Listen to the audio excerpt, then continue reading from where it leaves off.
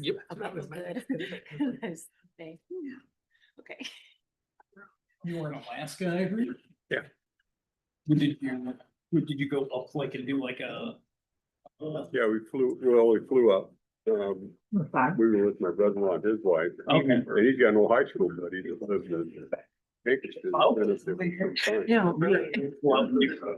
Yeah. He showed us around Fairbanks. And then we went down the interior of Denali Park and the mountains, a bunch of stuff down there, rode a riverboat, rode a train, and then got on a cruise ship. You guys ready? Oh, I'm so Went down sorry. the West Coast. Oh. First Andy. Yes, sir. All right, we're gonna go ahead and call to order. City Council regular business meeting Thursday, July 16th, 2026. It is 6 p.m. Lindsay, would you call the roll, please? Councilmember Borjon, Here. Brown. Oh, Cool, Here. Meineke. Here. Porter. Here. Mayor Phillips. I am here as well. We do, okay. We do have a quorum. So we'll move on. Item number 2 is Pledge of Allegiance. Would you please rise and say the Pledge of Allegiance with? Pledge allegiance to the flag of the United States and to the republic which stands one nation under God, indivisible, with liberty and justice. Hey, here's Brown now.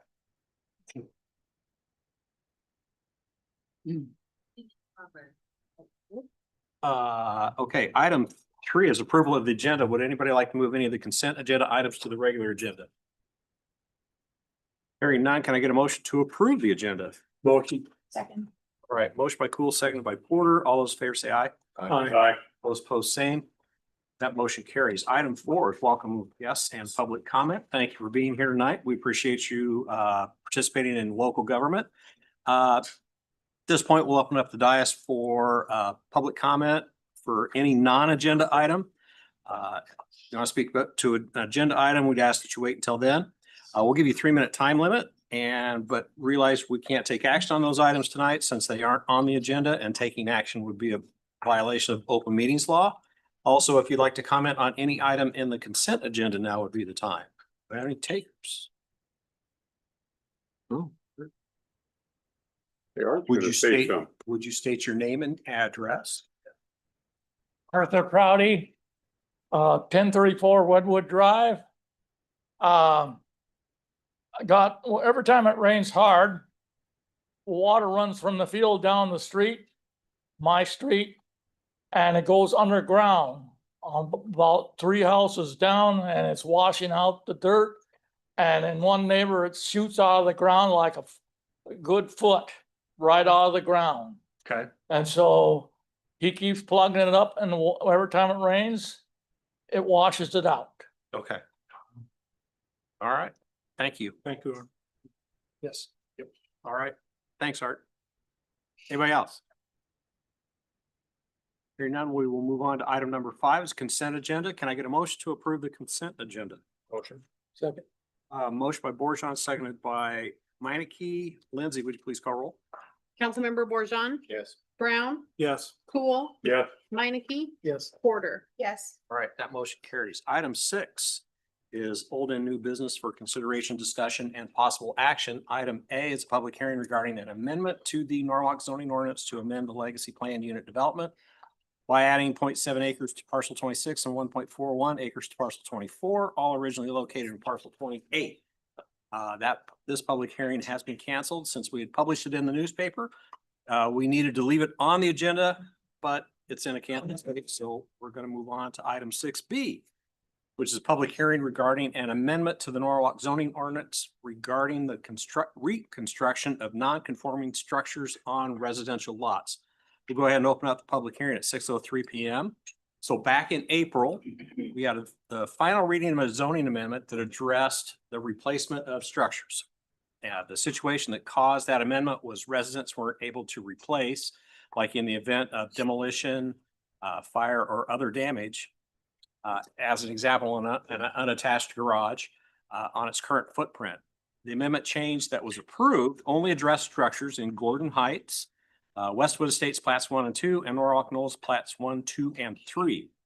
We've now had another instance in another part of Norwalk where the same type of thing is happening. So this resolution, or well, this public hearing and the zoning ordinance is to change that and to allow it citywide. Luke, I'll turn it over to you. Yeah, so you're accurate in those statements. We did have some situations where in the past this request to rebuild a garage wasn't allowed. And in the past, we had just amended our properties to the Founders District residential. It's kind of why that originally was created. And that's kind of how we were handling it. Hadn't had a lot of requests of those over the years, so it seemed like a good way to handle it. And then right after we approved the one in April, we got several requests for other areas around town. I think identifying that the problem was maybe a little more widespread than we thought. So we went ahead and did a deeper dive into our code and found a section that we could address this kind of code or citywide, and that is within our non-conforming structures section. That section currently says that in a residential R1 or R2 district, any single-family residential structure or two-family residential structure can be rebuilt with its same building footprint if it's destroyed. So what this amendment simply does is add as a third option to that is that a detached garage in any one of those two districts can be rebuilt with the same building footprint if it's destroyed. And so in this instance, destroyed means, accidental, some kind of accident or natural disaster or something. But the term destroyed also covers the willing demolition of your older property to then reconstruct it new. So. Lindsay, have we received any oral or written comment on this? We have not. Do we have any public comment? I had a question. Yeah. Founders District used to have that rule where it burnt down so much, the house was like 60% damage or something to that effect. And they had to be totally demolished. That's been corrected, I assume, by doing the Founders District. Right. So across the city, there's that's what we call these nonconformity rules. So there's like, if something gets built and then we change code, so now that thing is no longer meets the code. In general, if it goes away, we want new things to meet the code.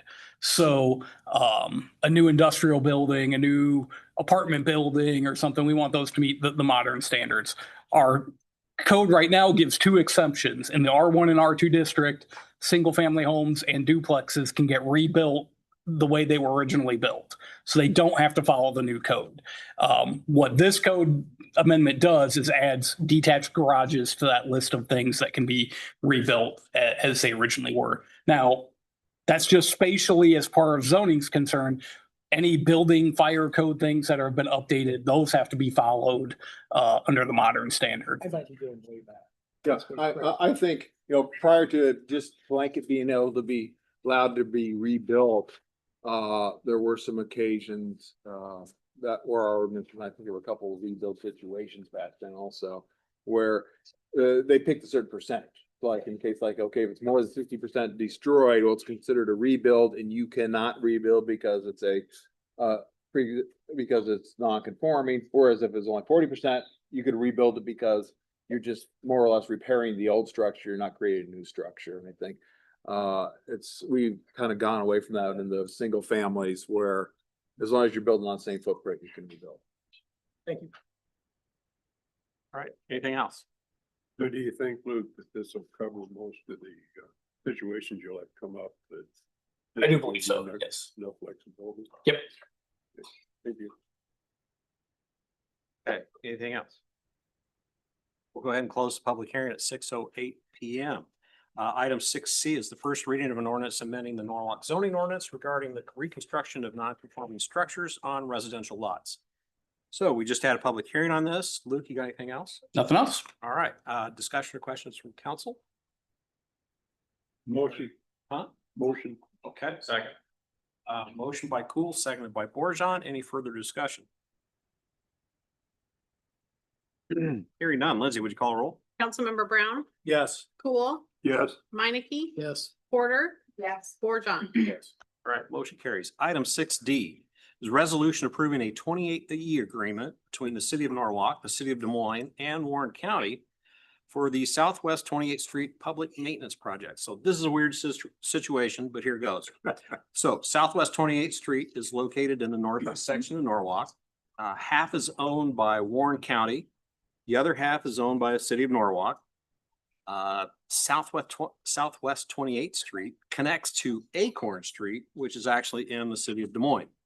So recently, there's been some heavy truck traffic on those streets causing accelerated failure. This 28E has been created to get the street repaired and to share the cost of that repair between Des Moines, Warren County, and Norwalk. Just to get it on the record, Norwalk has no residences on that street. There's only one maintenance access for Echo Valley Golf Course.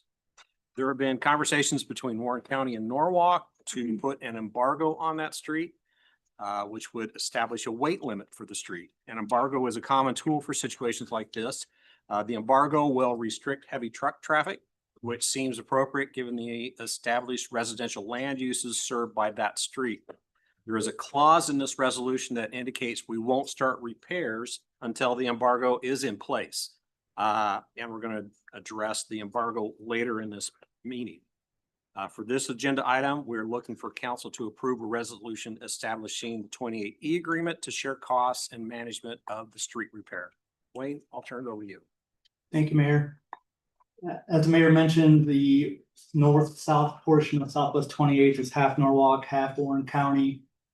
When it turns into Acorn Street, all of Des Moines, so Des Moines is paying all of the improvement cost on Acorn Street. The improvement cost on Southwest 28th is being split three ways. So Des Moines is not an owner of that right of way, but they are participating in that cost. Des Moines is their corporate limits is real close to the right of way line. The city, those residents are Des Moines residents on the east side of the road, but the roadway is Warren County, so it's kind of complicated, as the mayor indicated. But Des Moines is participating in the cost. It's split three ways. Since I've been here for 8-9 years, it's really been minimal efforts on that road. I really can't recall anything significant other than potholing. I did find a 28E from 2005 where City of Des Moines and Norwalk partnered on a chip seal improvement on that road. Probably nothing significant been done since then. Earlier this year, the road was in really poor shape. We partnered with Des Moines, but we put about 200 tons of asphalt millings on the road, essentially made it a gravel road because it was so potholed and had a lot of bumps on it. There's a bunch of millings on it now, so it rides a little better, but it really needs something more substantial. It won't survive a winter or a spring. It'll get and be in really poor condition again. So we're happy and it said Des Moines, Warren County, Norwalk, everybody's been working together great. We're happy to partner together on improvement. Discussion questions from council? This just addresses the agreement on rehabilitation. Yes. Anything else? Yeah, I do have one point of clarification. It just occurred to me on this map. While this is indicating the right of way that is city and Warren County with the green and blue, the project you're talking about actually starts north of Prairie Rose Drive. Yeah. Because we already did some improvements on that portion of Southwest Yeah, 28. sorry about that. You're right. Yeah, that's my fault because I popped together the map, but I just wanted to point that out.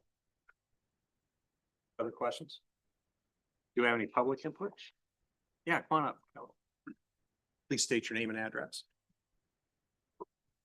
Kelly Corbin.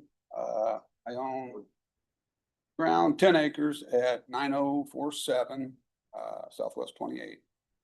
And I bought it back in January.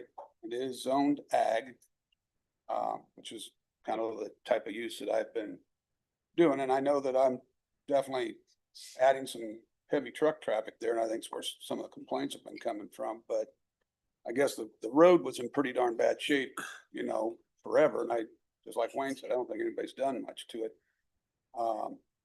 You know, when they're proposing a 5-ton limit, it's pretty much cutting me completely out of anything. People don't realize what a 5-ton is. I mean, anything with dual wheels, period, is gonna be over 5 ton. Now, I drive a pickup, 3/4 ton pickup, it's 9,000 pounds. So if you know, it's limited. I looked at the ordinance. And it's limited and clear down to no farm tractors or nothing. The guy right next to me's got livestock there. He's in the hospital, I think, right now. So he's not here to speak.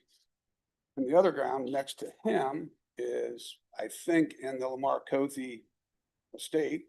So I look at it, it's gonna be developed or something here. But the chip seal that they're proposing is, I feel like, a very bad idea, and I haven't seen chip seal done. And, you know, I'm kind of in this construction world, and chip seal, I can't honestly say I've seen it in 35 years.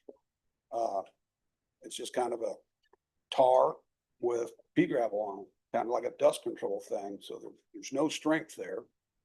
I'm proposing that, you know, either make it a good road, and it is in bad shape, but I would say, you know, you can go north of where the driveway I'm going in, and it's just as bad. And I haven't been north of there. You know, either make it good like it is, but when you limit it to a 5 ton, it's cutting myself and pretty much anybody else that's, you know, south of there out. Or, you know, maybe, I think one time when somebody complained about us, and we got a call from somebody at the city, it might have been Tony Belizzi or something, that called me and asked me about it. And he said, hey, you know, there might be a time somebody's gonna hit you up to, you know, put a heavier duty approach or something in there. And I said, yeah, I'm all ears about that. I understand that, you know, I'm putting a little heavier trucks on that, but I guess right now I feel like I bought it and was planning on, you know, using it. But anything with a 5 ton limit, it cuts me off from anything I'm doing. I don't care if I'm selling it and a developer puts, you know, apartments or anything in there. You can't do anything on 5 ton. Right, thank you. Thanks. Anybody else? I've reviewed the zoning there. I don't think there's anything ag zoned there. I thought the one was large lot residential, the research I've done. No, I brought the zoning up. I could have brought the map up. I've got it highlighted. Is it N2A? Just the 5 or 6 houses there is the only thing that's residential. I just got this off the website today. It's like right on. Now you can go to the online Kelly. Anything that's, you guys want to put on there. And I will say, He's gonna get it. Is that. yeah, that's not the research I had, but Kelly's right. I mean, if it is an ag or a heavier used roadway, the chip seal wouldn't be appropriate. It's for residential, it would be, it's for low traffic We don't need wire. roadways. You're Do you want me to the keep truck it? traffic on there, it's Or do you want it? I can short that. it's gonna be harder on that. I can just put it in the record. And our goal is to not expend a ton of money on this project. This Right. does not serve a large, serve any Norwalk residents. We definitely could improve the road. I don't know if there's value to the city of Norwalk for that. To make it great. To have this agreement voted through, does that restrict how you might do the road repair? This agreement, will it restrict that? Or will it make it possible for people to later on take a look and see what would be the smartest way to do? Well, I would say the agreement is putting in motion the plan for the chip seal. okay, so And it's for the chip seal. in essence, we'd be voting for this type of repair. No, that's exactly what we're doing. We're voting for a specific repair and a specific dollar amount. And nothing regarding future repairs. So if this, Just asking a question, I guess, you're probably the best person to answer this. If we would delay this for you to research it more or come back with a recommendation of what you think would be the better way to go, maybe visiting with the county team. Is that gonna be a really bad thing, or? I will tell you, my impression, Warren County's position has been so where it does not serve Warren County residents. I think their goal is to not spend a bunch of money to improve a road that doesn't serve Warren County residents. They know they have some burden to improve it or to maintain it. I don't think they would have any interest in making it better, paving it, making it full thickness, anything like that. I don't think they would be on board with it.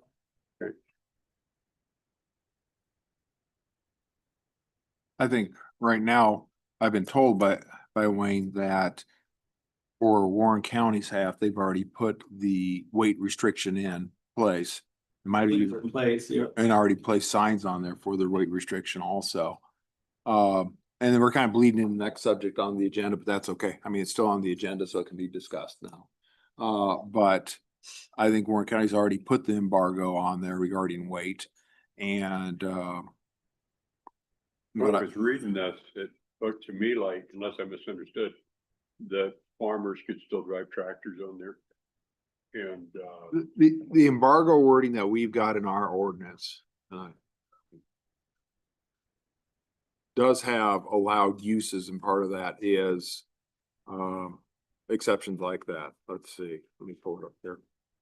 it looked like it mostly dealt with trucks more than 5 tons, just like you said.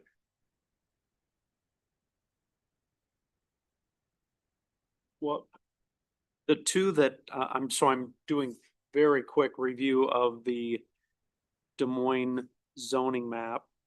And it appears to be, I believe, this N2A, or that looks like the closest one. An N2A zoning in Des Moines is neighborhood district. Yeah, they have an interactive map that you can zoom in. It is on the map I was on. I don't know what Kelly was looking at. The map I was on indicated it was N2A, which was large lot residential. And what is the brown just to the north of that then? I think I pulled it off of the beacon. That's- and, you know, just- Might be. The brown is PUD in a PUD. You know what? Yeah, but that's. The exceptions, there are exceptions for emergency vehicles, for school buses, for governmental vehicles like snow removal, utility inspections, things like that. Collection of solid waste, recycling, septic service, mail delivery, parcel delivery, or residential services, but it is limited to those type of residential uses. I think right now, the lots there, even if they're zoned ag, that there's no ag uses on them, except for maybe Gazelle might have a horse on there or something like that. And I'm not sure, Kelly, is your truck traffic agricultural? Well, I guess I look at it, I'm farming moisture out of dirt is what we're kind of doing up there. So we're laying out the, dirt, till it, and get the moisture out of it. I break it down on those back trucks and I just have to dump it in a, a holding cell, and we're farming it out. So I have to have it spread out over, an area there that I basically recondition it, and recycle it back for reuse, So you ship it in and the back, Yeah. oh, like the Yeah, come to the back truck. back truck, like, And then I just, there's like, 5 or 6 every day that I bring in, and, not every day, but, and then I just basically I'm trying to find a place, and, it's perfectly good dirt. They just, when they're, a lot of people don't know what back trucks are anymore, what they're used for. like Badger used to have some. It's kind of like what Badger does, yeah. Okay. Really locating utilities, because there's getting to be so many utility strikes in the ground. So that's kind of the new way, and sometimes they just use it for excavating if there's too many utilities in, that's the only way they can do it. But it gets kind of a little bit difficult to find a perfect spot to do that at, and I totally understand, and that, it's, not your traditional farming, but I think it's new enough that you're not gonna be able to see it in some kind of an ordinance thing or something, that the description. But we're basically doing the same thing as what farmers are doing. I'm out there just tilling the ground to dry it out. And then, contaminated. DNR actually came down and looked at my site and gave me a thumbs up. One of the neighbors had turned me in on that, but I guess I'm just saying, like, when you say there's, somebody having a horse or something there's a guy bringing a hay trailer in that's got 12 bales of hay on it down there, and what makes it any different for, that guy than me, I'm a home, not homework, land. You know, they want to read the ordinance that says any government owned vehicles can come. Hey, down Kelly. over me. Hey, Kelly, No issue. can you come up to the mic? That, Yeah. you know, when I read the ordinance, it just talks about the government owned vehicles that can be overweight are welcome to come down there and do whatever they need to do. And I kind of feel like, hey, what's the difference of a government owned vehicle coming down there? And But I'm paying taxes here and I'm told I can't come down the road that I own. I don't own the road, but I own the property. Garbage trucks, they're tearing up. There's not even a place to turn around down there. It's a dead end road. yeah, I think the problem that you're running into those, like we say, is taxes are going to Des Moines, not to Norwalk, and Norwalk's being asked to do the. Yeah, and that's kind of a new one to me that the Acorn is where really Des Moines, you know, stops and I'm down a ways from there. I mean, I'm like halfway between, you Well, know, Des Moines actually stops. See the little black line to the right of the blue line? When they annexed in, they annexed right up, but not to the road. So that means all the structures or anything that you would build on your lot or the houses or anything like that. I mean, all those citizens are Des Moines citizens. right. They just fell short of the road. And I'm not gonna say for the purpose of avoiding road maintenance, but you know, I don't know why you would not go to the center of the road. Doesn't seem quite right, does it? Seems a little. Yeah. Yeah. And I didn't realize that, you know, you guys, but you know, on the Norwalk side, I think it's zone commercial on that side, kind of where the Echo Valley and the golf course, some of that is. And the other side is where I'm reading, everything I read is all ag. You know, pretty much all the way to the very first house. Yeah, on Beacon, it says the class is agriculture, but that doesn't necessarily mean what it's zoned. That's tax classification. Have you any communication with Des Moines? Are they okay with this being an ag use and everything? They reached out to me. I've had one meeting with them. They've asked me for some clarification on some of the stuff that I'm doing there and I haven't heard back.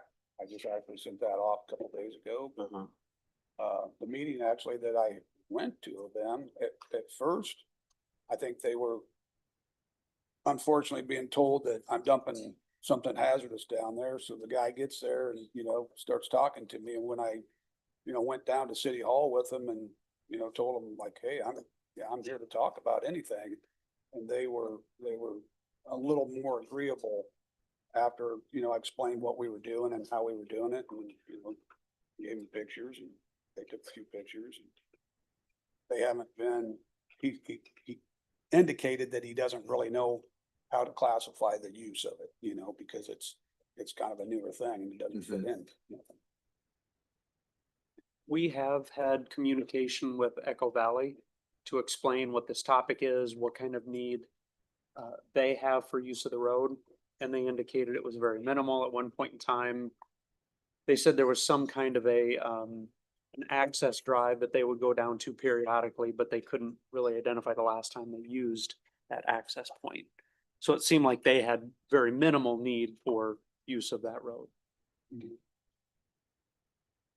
I just feel like that there's 5, possibly 6 houses there that are just trying to isolate themselves into a bubble.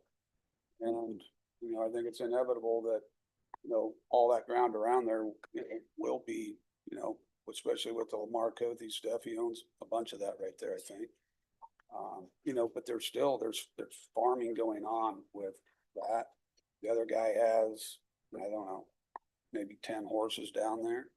And I meet a hay trailer almost every day.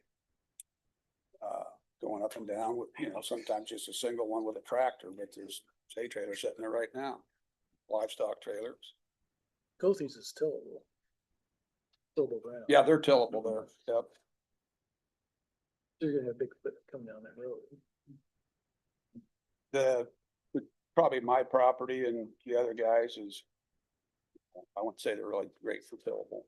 There's quite a bit of overgrowth and trees down on the, I'm clear kind of to the back, kind of where I think I'm like 1,100 foot to the nearest house too, so.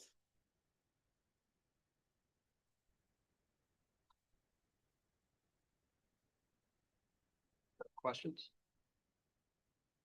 Could you, this is agreement with, obviously you can't change agreement because it's Warren County giving it to us for this particular park Well, it's, And City of Des Moines. in City of Des Moines. I mean, you can change it, but I don't think I'd say vote for it with a change. I'd say that if there's changes that we want to make on it or have discussions, I mean, it's more like we don't pass it tonight and you instruct us to renegotiate the agreement if there's certain terms that you would like to see in it, or, you know, I only either say yes or my no thing to it. would be existing uses would be real, okay. And I know that maybe leaves a wide open window, which to narrow it down, like what Kelly's used and then that farm used and. But if you do that, Should we table this then? the road's gonna degrade pretty quickly again. So we'd just be back in the same position. I think we got two issues. One is the agreement. The agreement really doesn't talk about uses on it. The agreement is just saying, is the agreement to share the costs of the specific repair. But it so- calls out a particular type of repair. Yes, I mean, it's a specific repair. I think there's probably already a bid in place. We know what's gonna cost. amount. Has a dollar amount, and we know what's gonna be done, and it's that apparently you call it a chip seal. And so that's what the agreement's for. The next item on the agenda is the embargo, and that's the one that where we are placing a use restriction on our side of the road, and Warren County's already done it on theirs. As far as the weight restriction and what can be driven on there. And they kind of go hand in hand. And so I think that's why we're talking about both of them at the same time, because, you know, I've heard some people say we're not gonna spend the money on even doing this fix if we can't have an embargo, but this is gonna get ripped apart right away. You know, I've had, you know, other people, I don't know, there are many different opinions. I guess that's the council's job to decide how they want to handle it. I think even Kelly, being specialized in his business, I think he's even recognizing that the chip seal won't stand up to significant traffic. It won't even, it's not gonna withstand, and maybe a year, possibly two, with just normal driving on. So it's just kind of a Band-Aid. But yeah, I didn't even know that Warren County had done that. I haven't seen a sign up there, but doesn't mean I don't know, I was just out there yesterday, but I didn't see a sign. I just drove out there this evening and there was two signs that said 5-10 limit. So they look. There was new signs up. Look pretty clean to me. They just, put those them ones. Hey, what kind of fresh? That's Yeah. probably why I was coming to the meeting. Yeah. Let's put it up. And Yeah. And interesting, they've got to enforce that for the east side of the road. And we have to enforce it for the west side of the road. Because that's where our jurisdiction line is. So if we don't enforce it, we can come back, but you can't get there. Yeah, and if they didn't enforce it, you could get there, but you couldn't get out. We don't want them driving. They on got the me wrong side either of the way. road. Yeah. So it's, I think the intent was, as far as from staff, is to always be hand in hand to have the same restrictions. Before the money was spent for, you know, not our citizens. It feels like we need to have further research, because I know there's donkeys and horses and trailers and other things back there. The truck is pulling this, the roads, like, we're just wasting money if we do this, it feels like. So I would make a motion that we send back to try to see if we can get a different arrangement in place, because the chip seal isn't going to last. And like, I don't want to have this conversation in 2 more years when the roads are degraded again. That's a table. Yeah. I mean, you could table it. Is there any input regarding willingness to do it? You know, a different, but obviously much more expensive project, or is there It doesn't seem like Kelly's right here as a human being, so it's good to do these with real human beings. Thanks, Kelly. However, when we represent like all of the people of Norwalk, you know, it's like the thought of spending a lot of money on making that road really great. You know, that's odd. You know, as much as we'd love just to be generous all over the place. And, you know, like, you got a human being in front of us who's using the road in this way. that's meaningful. But it'd be, it's not exactly the same, but it's no Norwalk residents, so it'd be, it's like donating $1 million to any county. Saying, hey, here's some help in rebuilding a road that would be helpful for some of your people. I know they do that with us sometimes when they share one of the roads.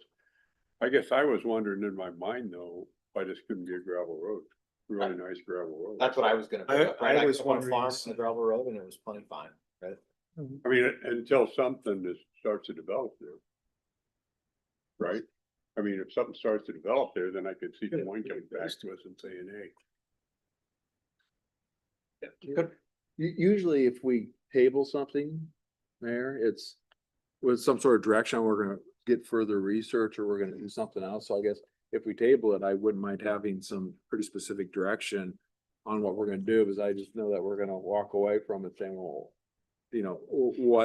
when would we bring it back and for what purpose? So I have a question for Wayne then. So is it viable to make it into a gravel road and that gravel road last longer than this chip seal idea we're doing? Like, it sure seems like there's plenty of farm roads I grew up on as a kid that were gravel roads where we had more than 5-ton vehicles that were driving on it. If it's not that many houses, is that a better solution? Is that something we could research to figure out?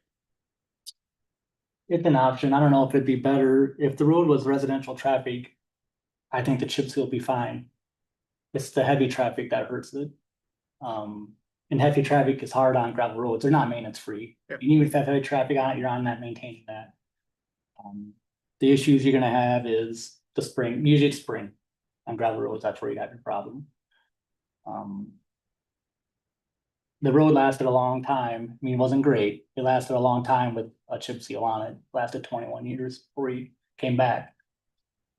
I know it's not great. It's a Band-Aid. That's the level of effort thought we would want to put in at this time. If you want to make it gravel, it's probably gonna take some effort as well. We can look into that. You're probably gonna have probably more Des Moines residents coming to the next meeting when we talk about that option. So, Possibly chip seal it north of the ag places, where the residents Yeah. are.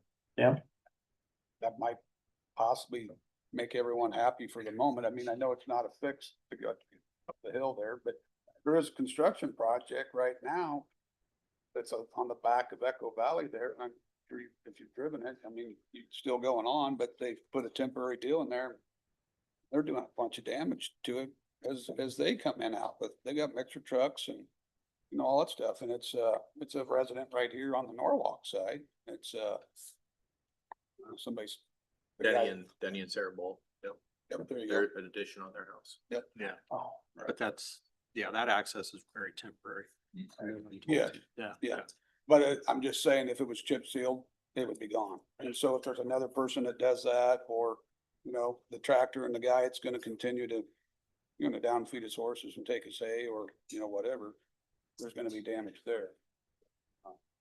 without an embargo in place and ability to limit the loads, I probably wouldn't recommend this. I've said that from the get-go. If without the embargo, this project would be a no-go, and that's Warren County's in the same boat. I think that's why they've acted first on a weight limit on it before they have this on their agenda next week. Yes, sir.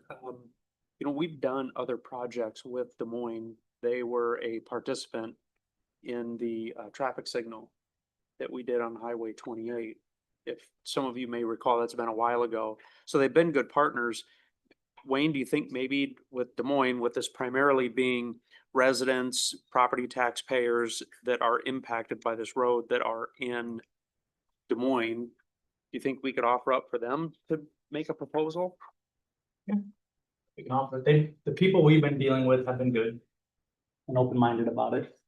How long would I you don't know. need for such a consideration, you think? What's reasonable to look at before you come back and revisit it? The wheels move slower when we deal with other entities. I'll say that it's gonna take, it's taken 3 months to get this brought forward, so. Everything goes to Warren County and then it goes to City of Des Moines, so it'll be a little bit of delay. Can we table this without a due date, Jim? Let's say pending you know, another proposal or pending, a presentation, additional information. from the city. You can table it. We could say that this, I mean, if we're certain that this agreement's not acceptable. I mean, it could just fail for lack of a motion. And, you know, when the agreement comes back with a change of one paragraph, it can come back on as a new item. But you can't table it too. I mean, it's different ways to do the same thing. It's, I know sometimes this is one. Oh, Lindsay worries about getting something tabled that is permanently on the table. Then we don't clear it off the table. So we let it die, and then at some point, at the direction, the staff would research this and This specific contract could just die from lack of emotion, with the understanding that staff isn't letting an item drop, it's just going back to figure out new items for the contract, and then at that point in time, we would bring it back, so. You know, but then we have also the embargo question for the next one. For some clarification.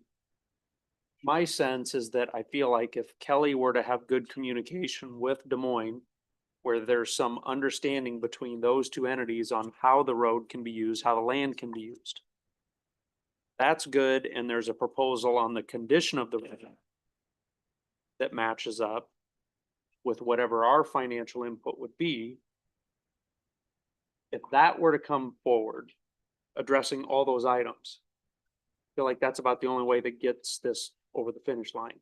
I think I'd also like to see a consideration for if there actually are people that farm up there.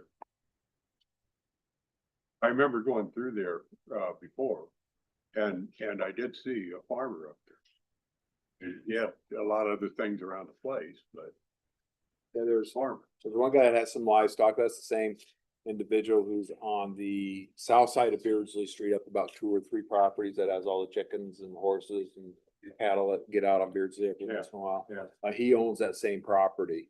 And then you got Kelly's open lot there, next to that, and it looks like you do have the Kofi ground, which is more of the yellow color that probably does get farmed some. Then you got the church ground, south of there, but everything north of that are all houses. Anyway, from my point, that's what I'd like to see. I'd like to see something that addresses those things. And then where the houses are, you know, fine. Right. Andy, do you want to retract your motion? Sure. Okay. So that motion is retracted. Can I get a motion to approve the resolution as presented?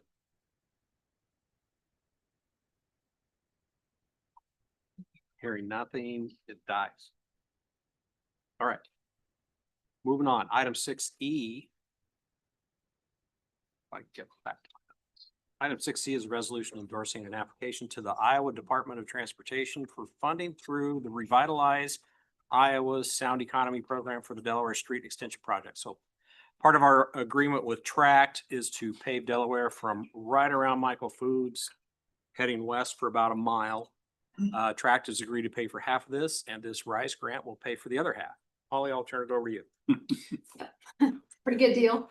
We have used the same program through the DOT a couple times in the past for various projects. When we had the certified site established where Michael Foods and Windsor Windows are located, we did a RISE grant on that section of Delaware that was paved, and we always had it in our future plan to continue the paving of Delaware West as development occurred. And so now we're kind of at that phase, and Snyder Engineering is doing the engineering services for us for that section of Delaware, as well as applying for the RISE grant for us. So they're putting all of that information together, and this is just endorsing that application that they will get sent in here in the next couple of weeks. Thank you. Questions, discussion from council? Like a pretty good deal to me. Yeah. Any public input? Hearing none, can I get a motion to approve the resolution as presented? Motion. Second. Okay, motion by Cool, seconded by Porter. Any further discussion? Lindsay, would you call roll? Councilmember Minneke, Yes. Porter. Yes. Borjon, Yes. Brown, Yes. Cool. Yes. All right, that motion carries. Item 6F. We do our ordinances after resolution, so it's a first reading of an ordinance amending chapter 66 of the Norwalk Code to establish a vehicle weight restriction on Southwest 28th Street. So this is ordinance about the embargo that we've been talking about. Sets the weight restriction on Southwest 28th for the western half, for our half. Let's see. If this dies because of lack of motion, can it come back within a year? It can come back anytime, right? It can come back because it's not a zoning law, so there's that restriction on it. Okay. Yeah, so we can do that. Right. You know, we can do that. All right. Anybody want to make a motion to approve the first reading as presented? Hearing none, that item dies. Okay, item 6G, before we get to that, I'm gonna ask that we take a 5-minute recess, please. So, because it's gonna be a long item. So for 5-minute recess, it's at 6:45. Be back at 6:50. It's not fun.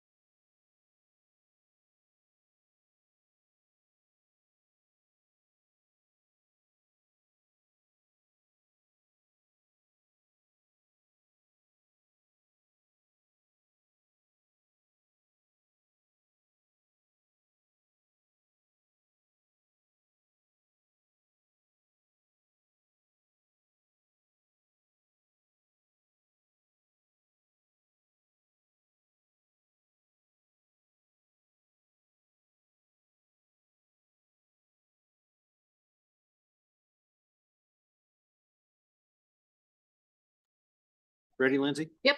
All right, so we're gonna go, get back into open session, or well, back into session at 6:51 PM. Item 6G is the second reading of an ordinance to amend chapter 76 Norwalk Municipal Code regarding bicycle regulations, to update the ordinance to include regulation of personal transportation devices. So there's been a lot of discussion across the entire metro area about e-bikes, e-scooters, e-motos, and mini bikes whose use has exploded over the past year or two. What you see before you is Norwalk's ordinance. I'll acknowledge that this has taken us a while to get this to the council table, but as other communities brought it forward, there's been significant input from various bicycle and trail organizations, so we've been monitoring that, adjusting so we get it close to correct the first time. As with any ordinance, we need to realize that we may see some unintended consequences to the ordinance. We may need to quickly adjust it. But that's part of getting something decent in place. If we wait to get it perfect, we may never see anything enacted. I'll also say, I think over the past week, we've gotten some good input from residents about their concerns, and we've added and changed some of the wording in the ordinance, which we'll go over tonight. We're going to take these one at a time. So let's talk about an item, and then we'll move to the next. Council, if you have something that hasn't been discussed, I'll ask that you wait until the end to bring it up. Okay. I'll ask for public comments after council has addressed each item as well as any of their own concerns. This may take some time, so we appreciate everyone's patience. Jim, I'm likely to call on you a lot as we go through each item. Okay. Be ready. So let's start with the age restriction that was set at the first reading. The ordinance was amended to say that anyone under the age of 12 could not operate a motorized device. I think you'll see some additional wording in that section that indicates an exception in the case of a child that is being closely monitored by a parent, guardian, or responsible adult that is 21 years of age or older. I was originally of the opinion that the age should be set to 14. Andy gave a good argument on why to set it to 12, that being when a child enters middle school, that this will be a good time to start allowing usage. Just to throw a wrench into this though, the school district is planning on moving 6th grade back to the elementary school in about 6 to 8 years. I'd like to make a suggestion to change the age to 13. It could be one of those milestones you get when you become a teenager. What are you guys' thoughts? At that point, why not 14, so that there's some type of identification if they do get pulled over by an officer? Just because you're 14 doesn't mean you have ID though, right? Correct. But at least you're not likely. Possibly, if you have your school permit, yeah, you can have that. Yeah, does the state make the distinction at the age of 14? Has anybody sort of like socialized the age limit with people since we last met? And is part of the 13, Tom, because you've had some conversations with people at all, or I'm curious about that. No, I haven't really had too many conversations. I know that 14 seemed like a decent age to me. After Andy's comments, I realized that might be a little old, especially when they, as Andy indicated, you know, a 14-year-old with a school permit could be driving a 3/4-ton truck to school. 12 just seems too young to me. That's why I kind of met in the middle and said 13. Compromise it, Tim.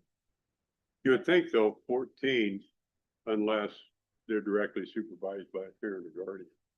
That's how it would turn out, wouldn't it? Say again?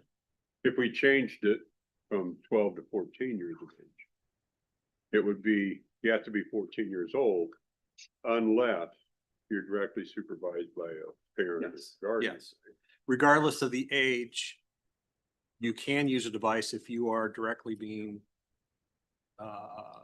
parented or monitored by a parent, guardian, So it doesn't completely exclude 12-year-old kid. Or It just- 10-year-olds or 8-year-olds. Right, it just takes into consideration that the maturity level. Of them being on their own.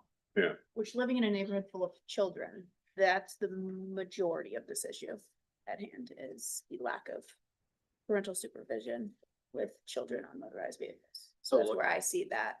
What about the situation though, where like mom and dad work, they have a nanny or some responsible party that might not be 18 and they're watching the children? Like, do we care about that situation at all? That might fit under the, well, it depends on how we got it worded, but it could fit under the direct supervision. How likely is a nanny being 21 years old?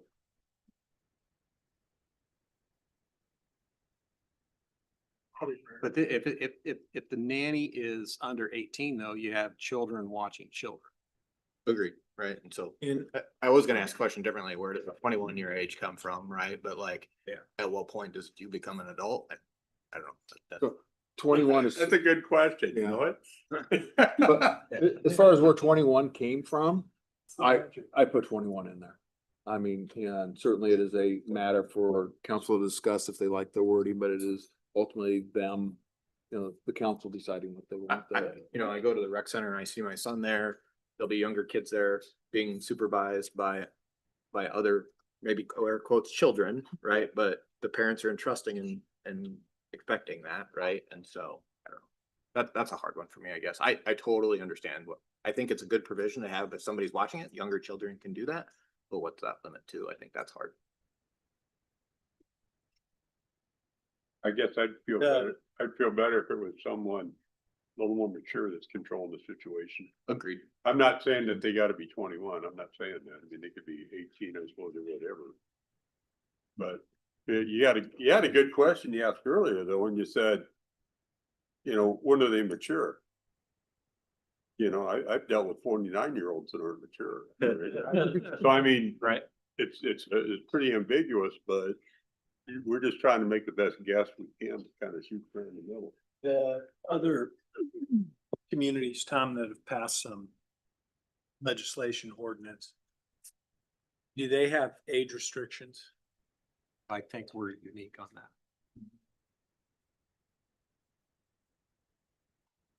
But I've had some feedback on that saying that was interesting and that they were gonna seriously consider that. Yeah. Because I maybe what think- they've passed hasn't solved every issue. I think, there was not a lot of data and science behind my agreeing with the 12-year-old thing, The data was, I was just thinking as a dad in terms of my own kids and at what age would I have trusted them to kind of be responsible using one of these things on their own? Or at what age would I've, being concerned for their safety primarily. Right. And, what I was thinking, and it's very arbitrary, was like, I think at 12 years old, I would have been okay with some limited, but yeah, you can go, it's like a mile from our house to the legacy pool. Like, sure, go ahead. Yeah, do that on your own. Wear a helmet. I would have been that guy.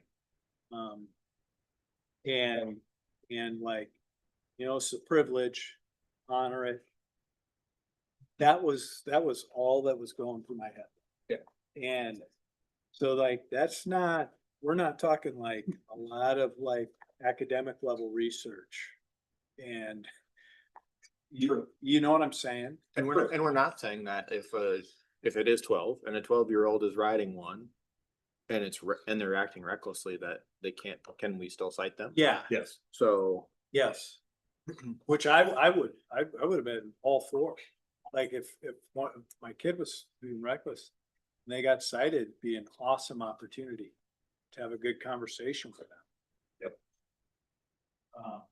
My issue with that is that they don't have anything to lose though. When you get tickets, Well, their you parents do. have something to lose, Yeah, their parents do. right? But I don't, that almost seems more like entrapping. the parent. I think our ordinance, as far as citing that type of use would be, more, the citation would be with the parents. Yeah. And And those parental citations, if those occur, it's not gonna be first event, because really you're not, Yeah. you can't cite a parent for the bad acts of the child, so it's gonna be bad acts of the parent. What the bad acts of the parent is lack of supervision, Yeah. lack of proper instruction, negligently performing that duty. So the first off time, I don't see myself ever being able to prosecute a case where a kid goes out for the first time, violates the law, and parents are gonna get a ticket. The parents I get talking to, I picture this, the habitual offender in town where you got a 10-year-old that even though he's been delivered home to the parents 4 times in a row, he's out there the next day doing it again. And at that point in time, it's pretty easy to prove that the parents are being negligent in their Kind of a thing responsibilities. to think about in that regard, though, Jim. Yeah. If we have it in the ordinance, that direct supervision, if they're under a certain age, right? Mm-hmm. And they're not under direct supervision, then the parent is at fault. Could be, yeah. And they could be cited, right?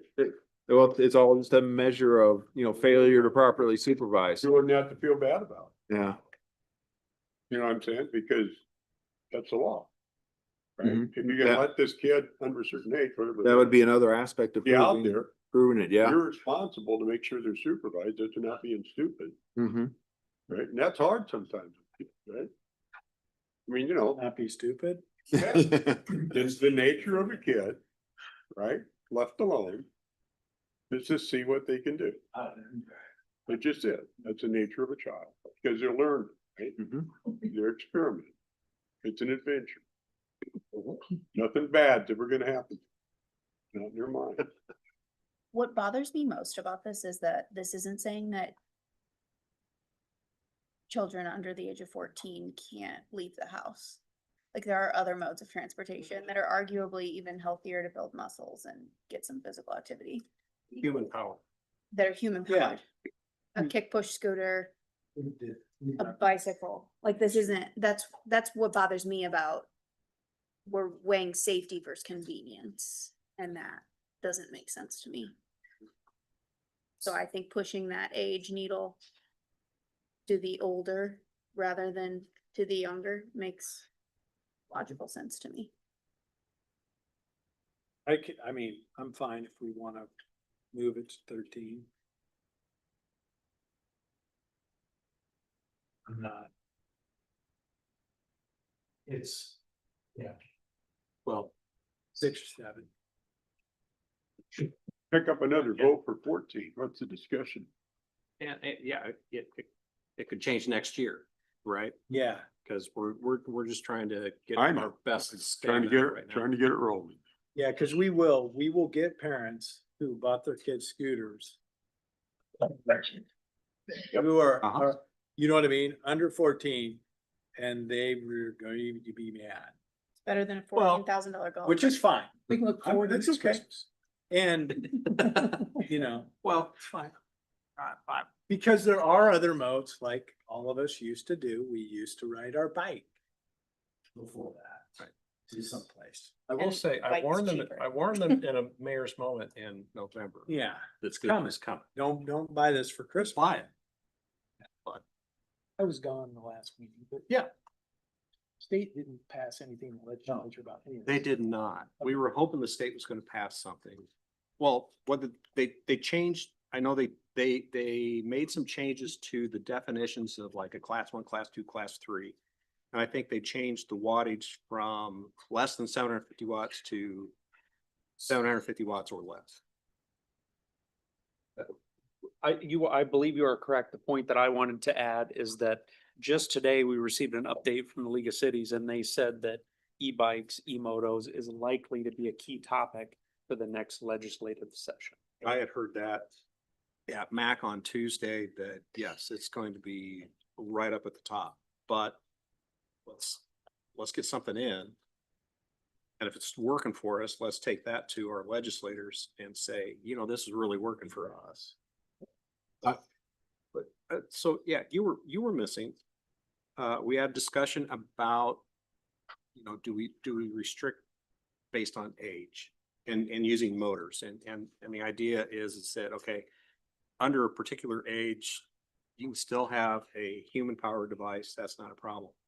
It's the responsibility of having a motorized device that maybe kids under a certain age, it shouldn't be privileged to, right? I originally suggested 14. Andy then came in and like I said, he said, you know, kids are going, let's make it 12. Kids are going into 6th grade and into middle school. Those are usually 12 years old or around that. And so that's a kind of a rite of passage into middle school. They get to use those. But it can't be a rite of passage because they're just a few years old. Well, except mopeds, yes.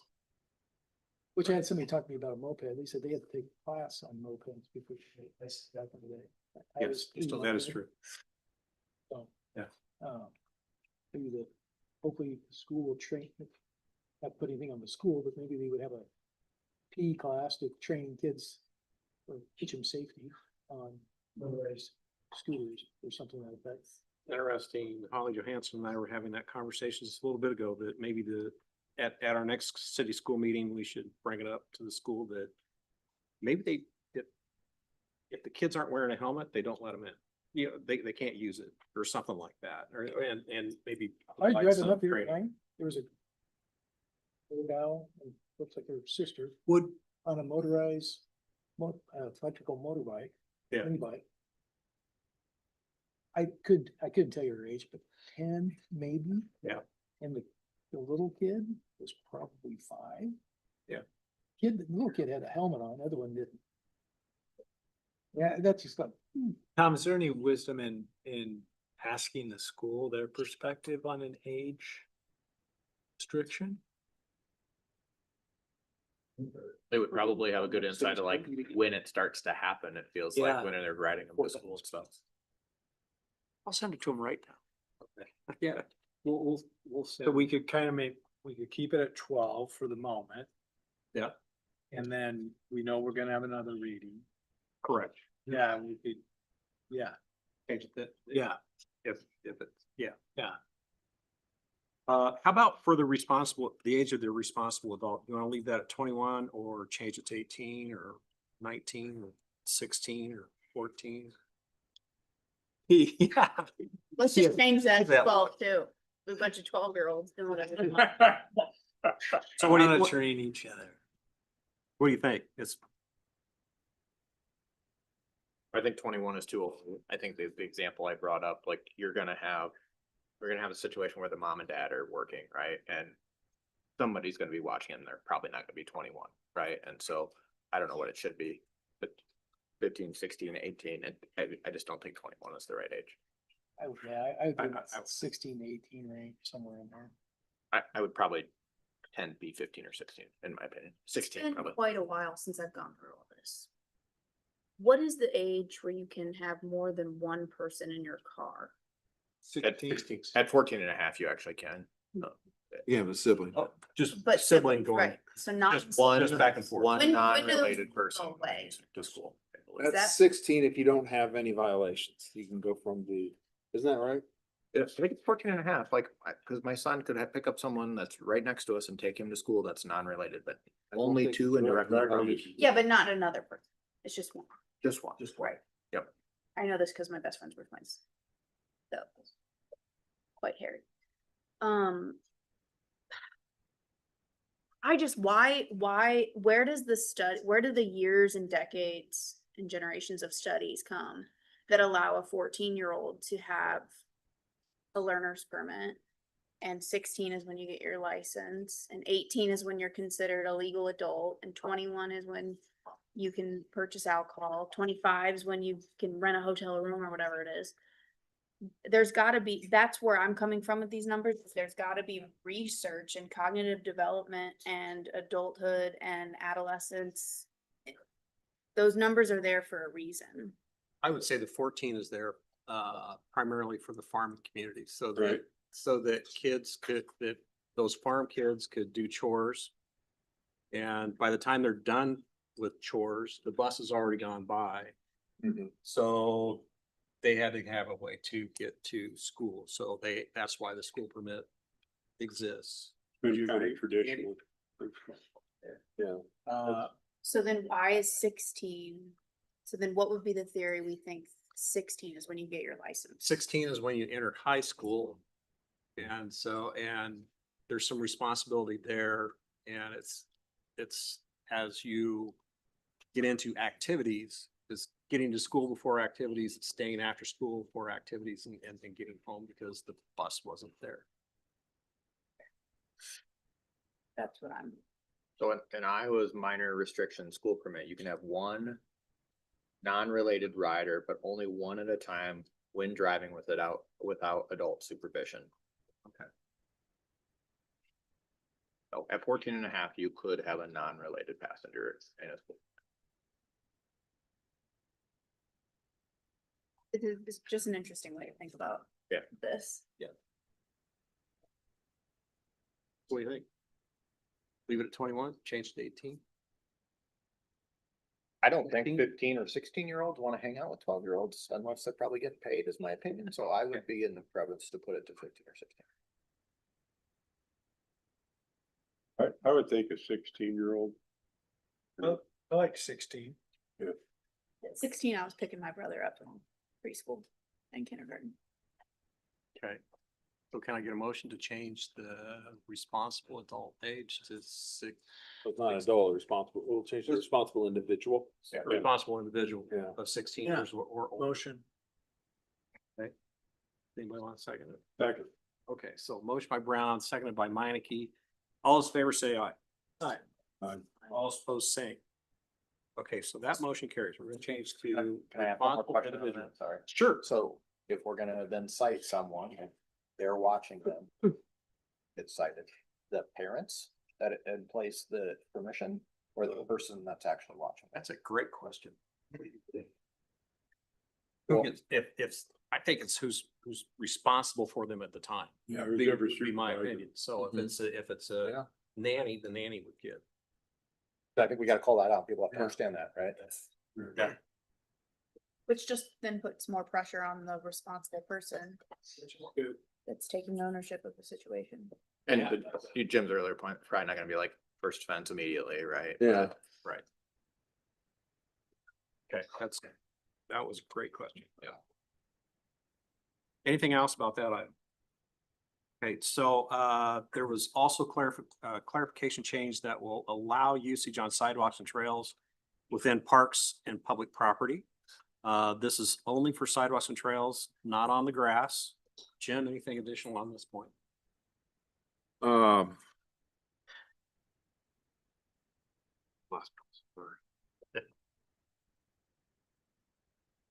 we leaving it at 12 For now. for now? You're gonna visit with the school. Okay, with regards to the, with operations in the park. Yeah. What I did there was I changed the definition of trail and sidewalk to include those items that are in parks also and on public property. So that way, whatever applies to all the trails that are the traditional trails, it would apply to this also and allow that in parks. Then also there's an amendment that I placed in the ordinance that allows for the use of basically all the non-motorized type of transportations, whether it's a stroller or a wagon or pedal bike, to go anywhere safe within the park. So it authorizes them to go off the trails and sidewalks to be operated within the park. You know, wherever that may be. And I can read that to you. What we did was pedestrian conveyances, which is basically most of the conveyances that can only be powered by human power, a bicycle that can only be powered by human power, or an OPDMD may be operated within a public park in a careful and prudent manner, except where signs explicitly prohibit riding. So that would accommodate them going off trails and be able to pedal their bike or push their stroller down to the playground and actually get off the trail or sidewalk. Makes sense. Discussion from council? Yes, that's what those OPDMDs are. Any public input on that item? Thank you. On usage in parks? Nope, okay. Thank you. My name is Melanie Carpenter. I live at 302 Spruce Street in Norwalk. Just something to be aware of. We had our grandkids last week. We went to the park over there by the Catholic church. Kids were playing, running around on the playground, and a young kid came on his motorized scooter, rode down into the area with picnic tables, and then proceeded to ride his bike through the playground several times. Okay. So So this ordinance would prohibit that. okay. Yep. Okay, and I didn't know if there was some, like, if we could put signs up that state that you can't ride through I mean, that should be a given, Yeah, right guess. now, the ordinance is default that it cannot be done, Okay, because it's difficult to have an ordinance that puts signs up every place you can ride, because you'd end up having thousands of signs every place. sure. You know, so it's, so right now it permits it unless it's, you know, it does permit signs to be placed saying no riding here. Right. The manual pedal ones and the push things, but as far as the electric ones, it's just prohibited. It was just a little concerning to me with a lot of kids playing in the park Yeah. and this kid riding his scooter around. There's gonna be a learning curve. I mean, I think we're gonna have to recognize that Yeah. because we adopt an ordinance doesn't mean that 10-year-old who's unsupervised is gonna stop doing that. All right, thank you. Any other public input on that item? I'm Kevin Carpenter, 302 Spruce Street. A quick question. Say somebody's on a scooter. Like myself, bad knees, bad heart. Does that mean the scooter cannot come off the trail in order to get to the? That's where I was talking about when I read and I gave those letters, the OPDMD, I think is what it is. That's mobility devices that are used for, you know, disabilities or people that need assistance, whether those would be a temporary disability like a broken leg or whether it be a permanent disability, it would allow that. I was gonna say, you're gonna have that versus the other stuff. Yeah, yep, no, that is definitely allowed. Except for you. Anybody else? All right, we're gonna move on. Last meeting, council asked that the issue of helmet use be looked into. Jim, what do you think? Well, I guess my legal input is that the city, I believe, has the legal ability to do that. That doesn't mean I'm recommending doing it, because I searched for other jurisdictions, and I couldn't find a helmet requirement someplace else. And, you know, so personally, I certainly am not willing to recommend that, but it is a council discretion item on whether you want to require that or not. Can we do it? Age? We put an age. I think you restriction can. on that? I think you could. Good. I'm just gonna put out there, I think helmet usage is a parent decision, so.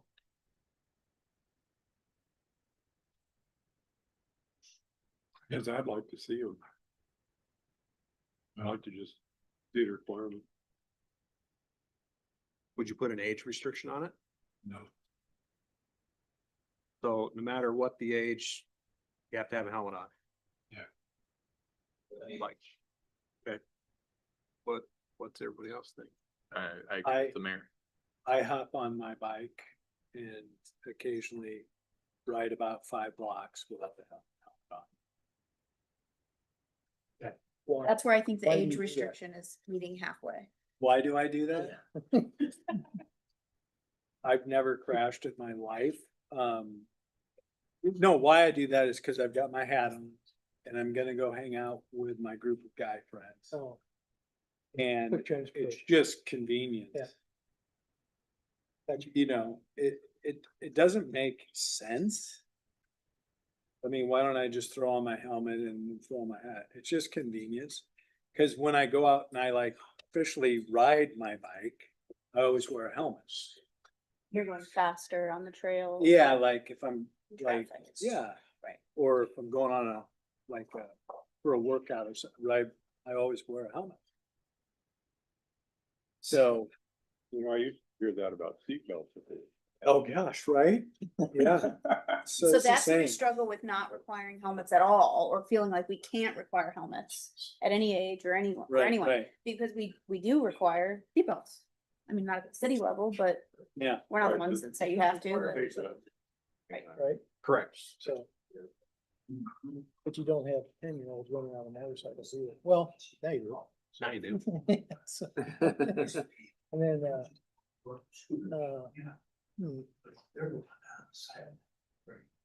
I would say, I agree with you on the parenting thing. Yeah, I would want at least, or whatever that. So you have to, Same age. same age, just make it simple. You're 12 and under, that would helmet on. I was gonna But- say it should be the same age as well, But- whether it's 12 or 14. Or whatever it might be. But somebody 12 and under they aren't gonna be operating a motorized device. So why would? Supervised they are. Well, I wouldn't say they aren't gonna be, they shouldn't be. They shouldn't be. And supervised they would be, yes. Oh, But if you're supervised, then the supervisor should tell them to wear a helmet. Right, but the helmet issue is not an issue of it's not really an issue of reckless endangerment of other people on the streets and sidewalks. It's safety for the rider. But isn't that up to the person that's watching them?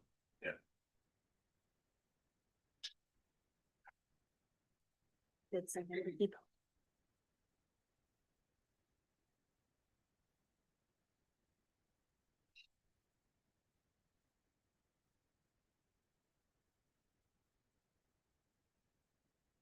I agree with that. I think it's. I mean, I that we think get it's- Motorcycle it's- helmets it- as a state, you know, but you can it is what it always- is, right? You can always be the first. Great. But it's interesting that, so like, there's no way my kids have ever gone anywhere on a bike without me telling them to wear a helmet. Right? Albany, Ohio has an 18 age requirement for e-bikes, like it was. Really? Yeah. So if you're under 18, you can't ride an e-bike. Just passed a law requiring anyone under 18 to wear a helmet when riding an e-bike, powered scooter, Yeah. or bicycles. And I do kind of wonder, like, below the age of 18, you mandate it. And then over 18, you could be stupid. 'Cause you're an adult. Yeah, Yeah, we got too many. Bicycles, regular bicycles, you don't have to wear a helmet. There's no law that says you have to wear a helmet, right? correct.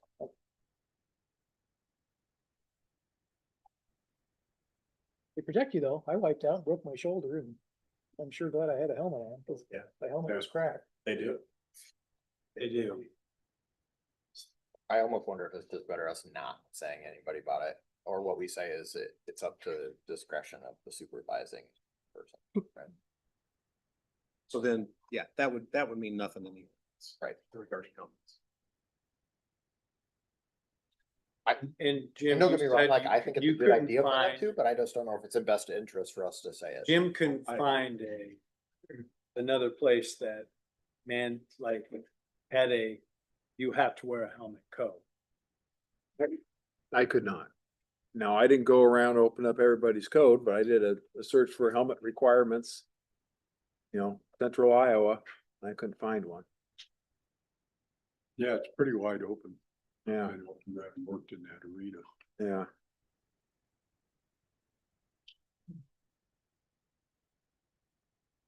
So pros of mandating some type of age or something that you have to wear a helmet is you're safer. Not doing anything and allowing people to not wear a helmet is a safety risk. The only con to mandating it would be complaints. And people Well, there could be, upset that we're making you now wear a helmet, which is a positive. there'd be complaints there, maybe some enforcement complaints. I mean, Are we expecting our police to pull over every time we see a 12-year-old on a bicycle? And track down the parents to cite them Yeah. for. Decide them for a lack It's of. over helmet. there. He was hoping that we're doing that. You know, and I also, I voiced the concern, I wanted to make sure that we didn't take into group like, you know, the little Jeeps driven by my 2-year-old niece or granddaughter, 2-year-old granddaughter. She wears a helmet, but they're, you know, it's a remote control thing, but she's still riding it. And that's why the direct supervision, I think, is important, because there are little things like that that would fall under these definitions. But for the direct supervision. So I think, you know, the helmets, we'd have to be pretty careful to figure out what we're doing, whether we're just talking electric, you know, the electric type bicycles or anything electrical powered, or are we talking all pedaled vehicles, or are we talking everything?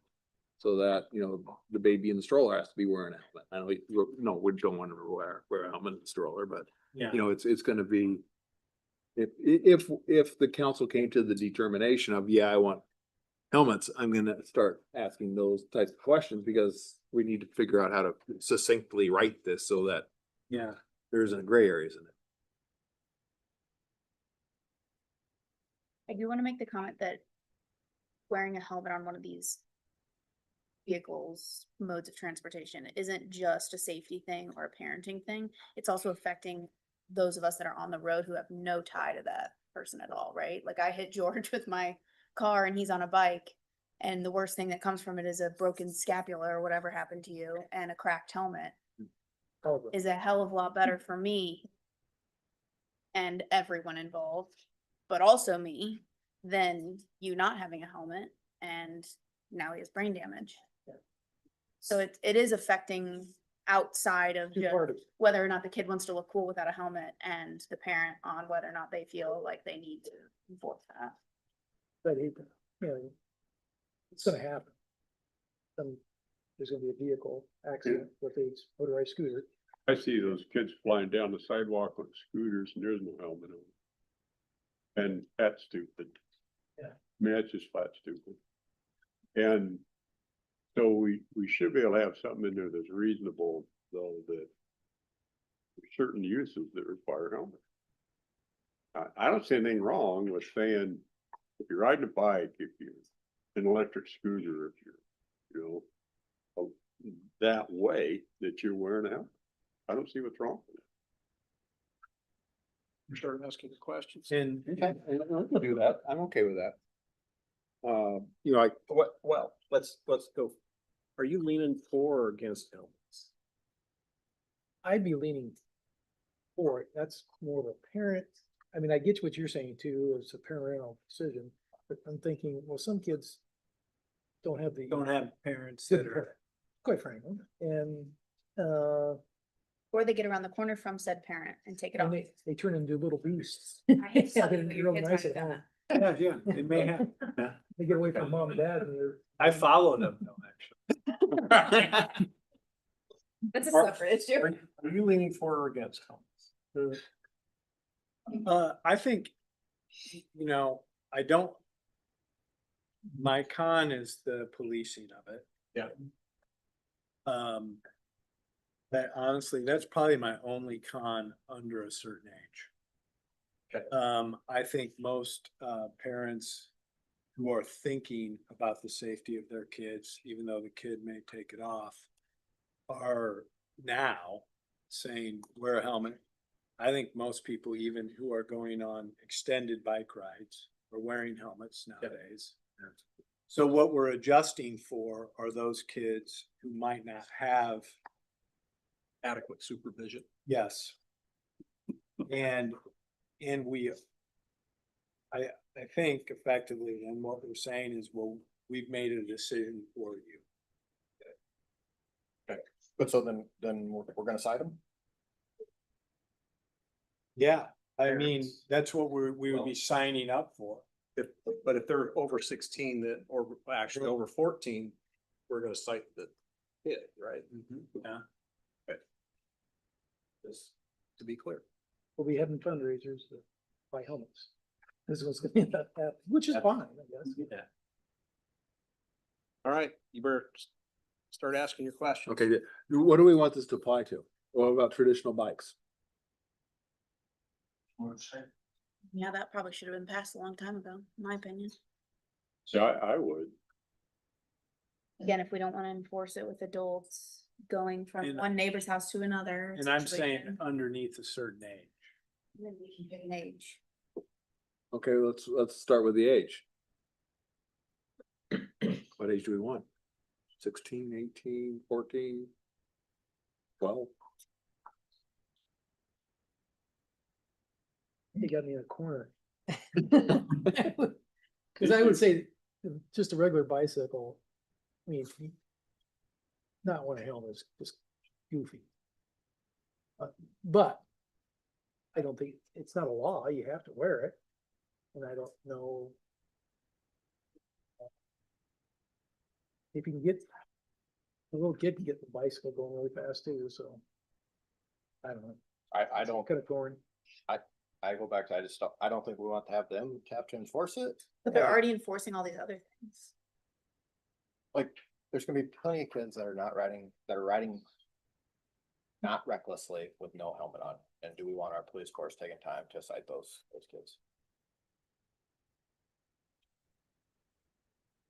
We don't want them taking time to fight people riding golf carts around city streets either, but here we are And you can make it, yeah, with licenses. It's tough. It's tough.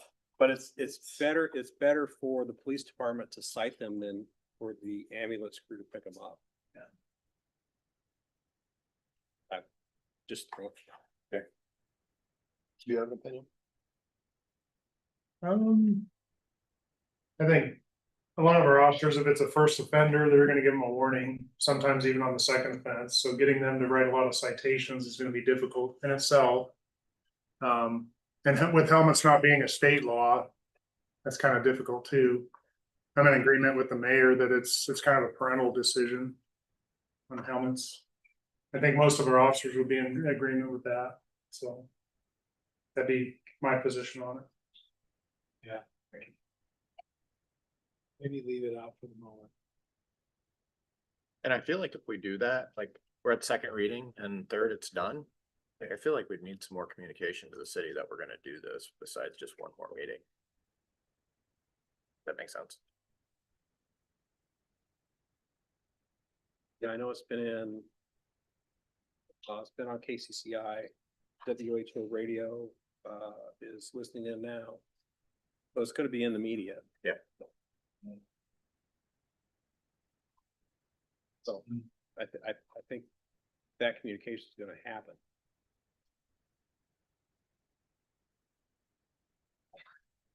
So leave it out for now. I leave it out. I said the parent in me says wear helmets but at the same time, the Let Freedom Ring person says, you got parents that parent you. Knowing some kids don't have it, maybe the parenting I would want to give my kid. Right. But you can learn from your friends. Hey, put on a helmet. And if they're provided helmets, maybe they'll wear them. That goes back to Yeah. fundraising for helmets. Yeah. Have a free helmet, wear your helmet, get it. I know there has been times in the past where there has been helmet giveaways where the police would have that. Was it the ride to Ovid and back or whatever it was? Like Safety Day for little kids, they give away helmets. Every year, yep. And that's the first weekend of May, maybe the Correct. second weekend of May, somewhere around in there. I think training the kids is important. I had a kid shoot in front of me and I probably told you a story before, but I was making a right on red. The scooter was over by Come and Go. It had to be 80 feet or more. Your brain just says there's no way that kid can get here. It was one of those motorized ones. And I started making my move right in front of me. And I thought, oh, moly. Yeah. And my brain now is gauged into looking behind me on the side and all sorts of other places looking for scooters. Cause I know they can come up quicker than you think, Mhm. so it's dangerous. Not their fault. I'm still team helmet. I can't vote for anything that doesn't include a helmet. My husband almost died on a scooter. My He's the wife most was careful human being I've ever met in my life. I hope he's watching this right now. He's the most careful, safe, boring human being you've ever met when it comes to fun and extracurriculars. Madam, he is very boring. No, he's very He's- great. no, he is. In the wild, he's great. he's very safe, and he almost died on a scooter.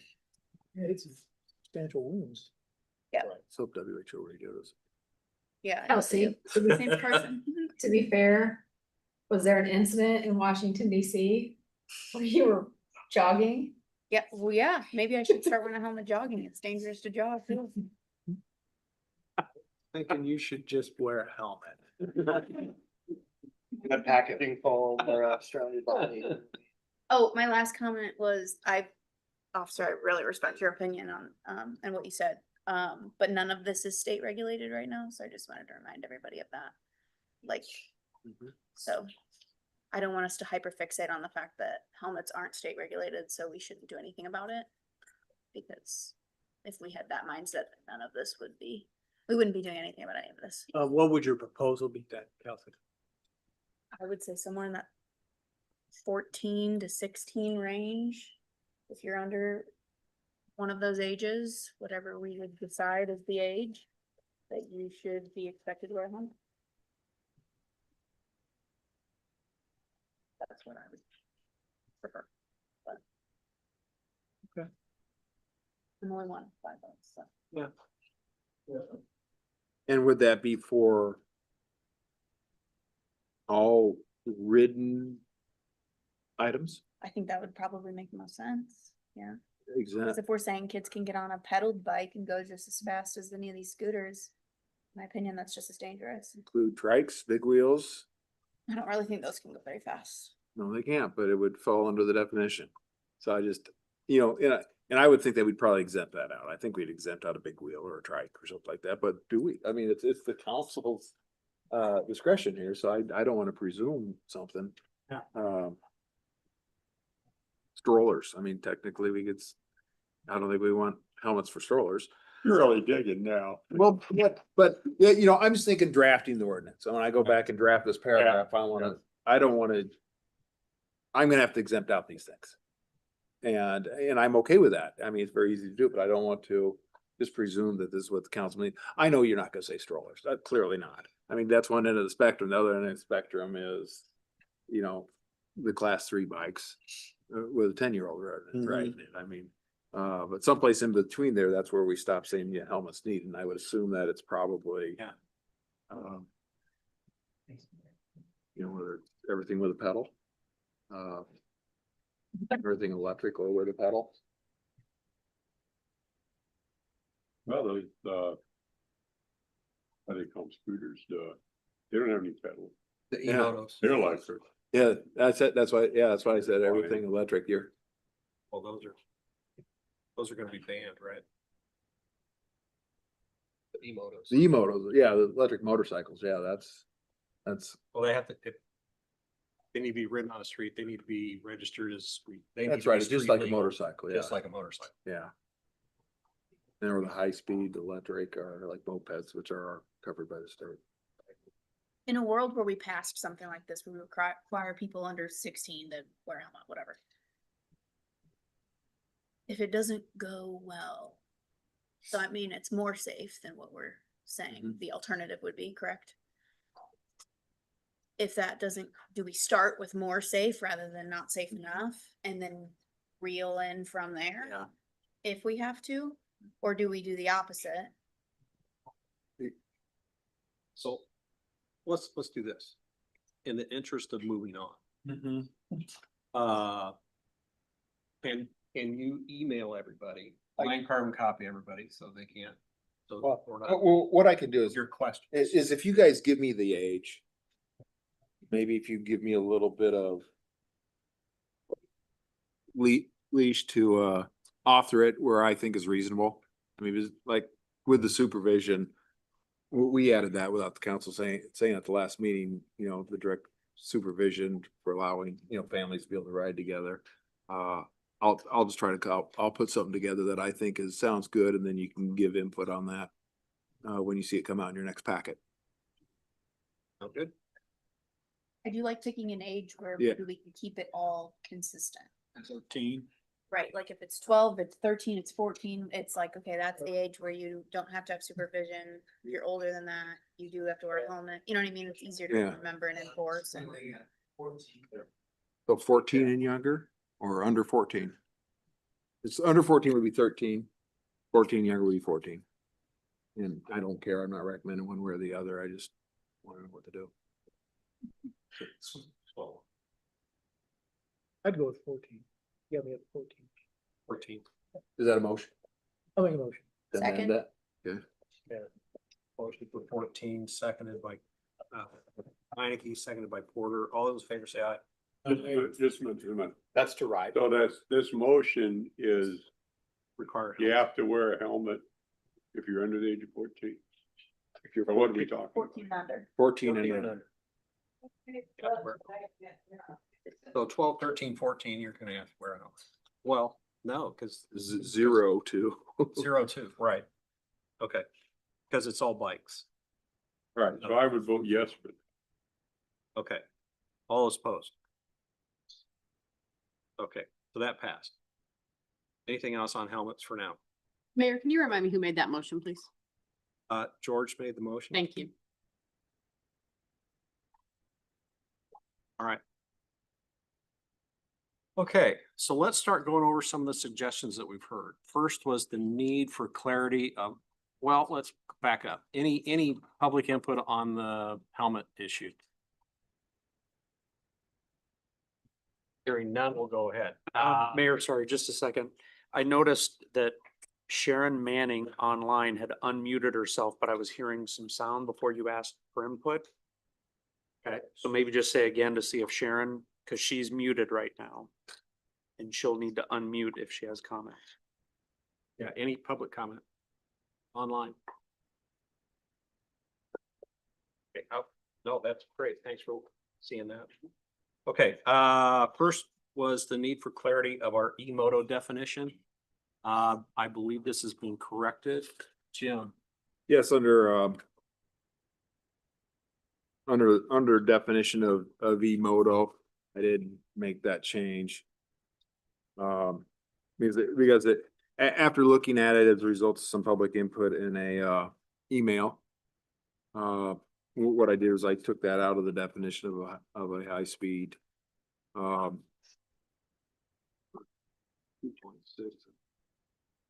under 7.6.02. I took that out of the definition instead of having it be exactly the same. Was 76.026. We did have high speed pedestrian conveyance or E-moto, and I took E-moto out of there and added at the end of that that E-moto is a type of high speed pedestrian conveyance, but it's not the same thing. okay. All right, discussion from council. Oh, good, okay. Any public input? That's on page 2 of the orders if you want to look at it in yellow. Oh, just to jump back, so that happened quickly. So we're saying it's still 12, and I don't know if we have the other age, but it's 14 for helmets. 14 and under for helmets. Yeah. 12 for, Yep. that hasn't officially changed. Yep, Correct. correct. Yeah. Right now, what we have is that doesn't change. Responsible adults is gonna be 16 years or older. Yeah. And then we have. My side comment was that it would be easy if we picked one age and stuck with that for multiple rules like that. But this is where we're at. Yep, yep. I would be game for that, though. I mean. Okay. Same age. It just does make it easier to. Right. Okay, so is everybody okay with clarification on E-motos? Or would you like to see a change? Okay, good with that. Next. was specify that high-speed pedestrian conveyances that cannot be licensed and registered are prohibited from public roads and lands. Jim? That was another suggestion we received. And I haven't made any changes as a result of that. I mean, that's already clear in the Iowa code. And, it doesn't really add anything by putting it in the local code. Okay. Discussion from council? Any public input? Okay, so no changes from council's okay with all that. This next one is avoid blanket speed limits. I know that Chief Staples would like to keep the speed limits in place. Jim, what are your thoughts? Yeah, that's addressed under 76.07 too with speed. Basically, we do have a reasonable speed requirement, but then in the end, it's also on trails and sidewalks. We have a maximum speed limit of 20 miles per hour. That's definitely something, once again, that's within the council's discretion to decide. Certainly don't think it's unreasonable to. So the complaint I've heard is that bikes, I mean, any bike that I know of doesn't have a speedometer.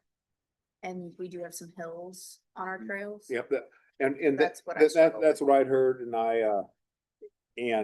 I think that is certainly something that would get taken into consideration, but I also liken that to, semi trucks, they hit hills on the interstate. And so sometimes they like to get up to 85 to be able, coast to 85 so they can make the next hill that goes up. And there's exceptions there, but it's council discretion, certainly on it. Because I have a question that I think speed is probably one of the big concerns that we've got, right? I mean, because we're looking at the different types of bikes, that sort of thing, and we're talking about the bike path primarily, but sidewalk too, I guess. And I was wondering, I was thinking about it today when I was working around the place, and we have 2 class 3 electric bikes. And, when we regulate automobiles, we don't say can't have more than 250 cubic inches. But we do regulate the speed, right? Because we don't care what size engine you got. We care how fast you're driving. And I guess, I was thinking about that because of the number of emails that we've probably all received in regards to that topic. Now, whatever the council decides, I'll abide by, obviously. I mean, right, if you can't ride a class 3 on the bike trail, we'll probably ride them in the street. It's okay, I'll live. But my question is. With the helmet. With the helmet. Well, I would. Matter of fact, we've already got helmets. I bet you do. We do. I can see my wife tearing off at 28 miles an hour with no helmet. I don't think that would happen.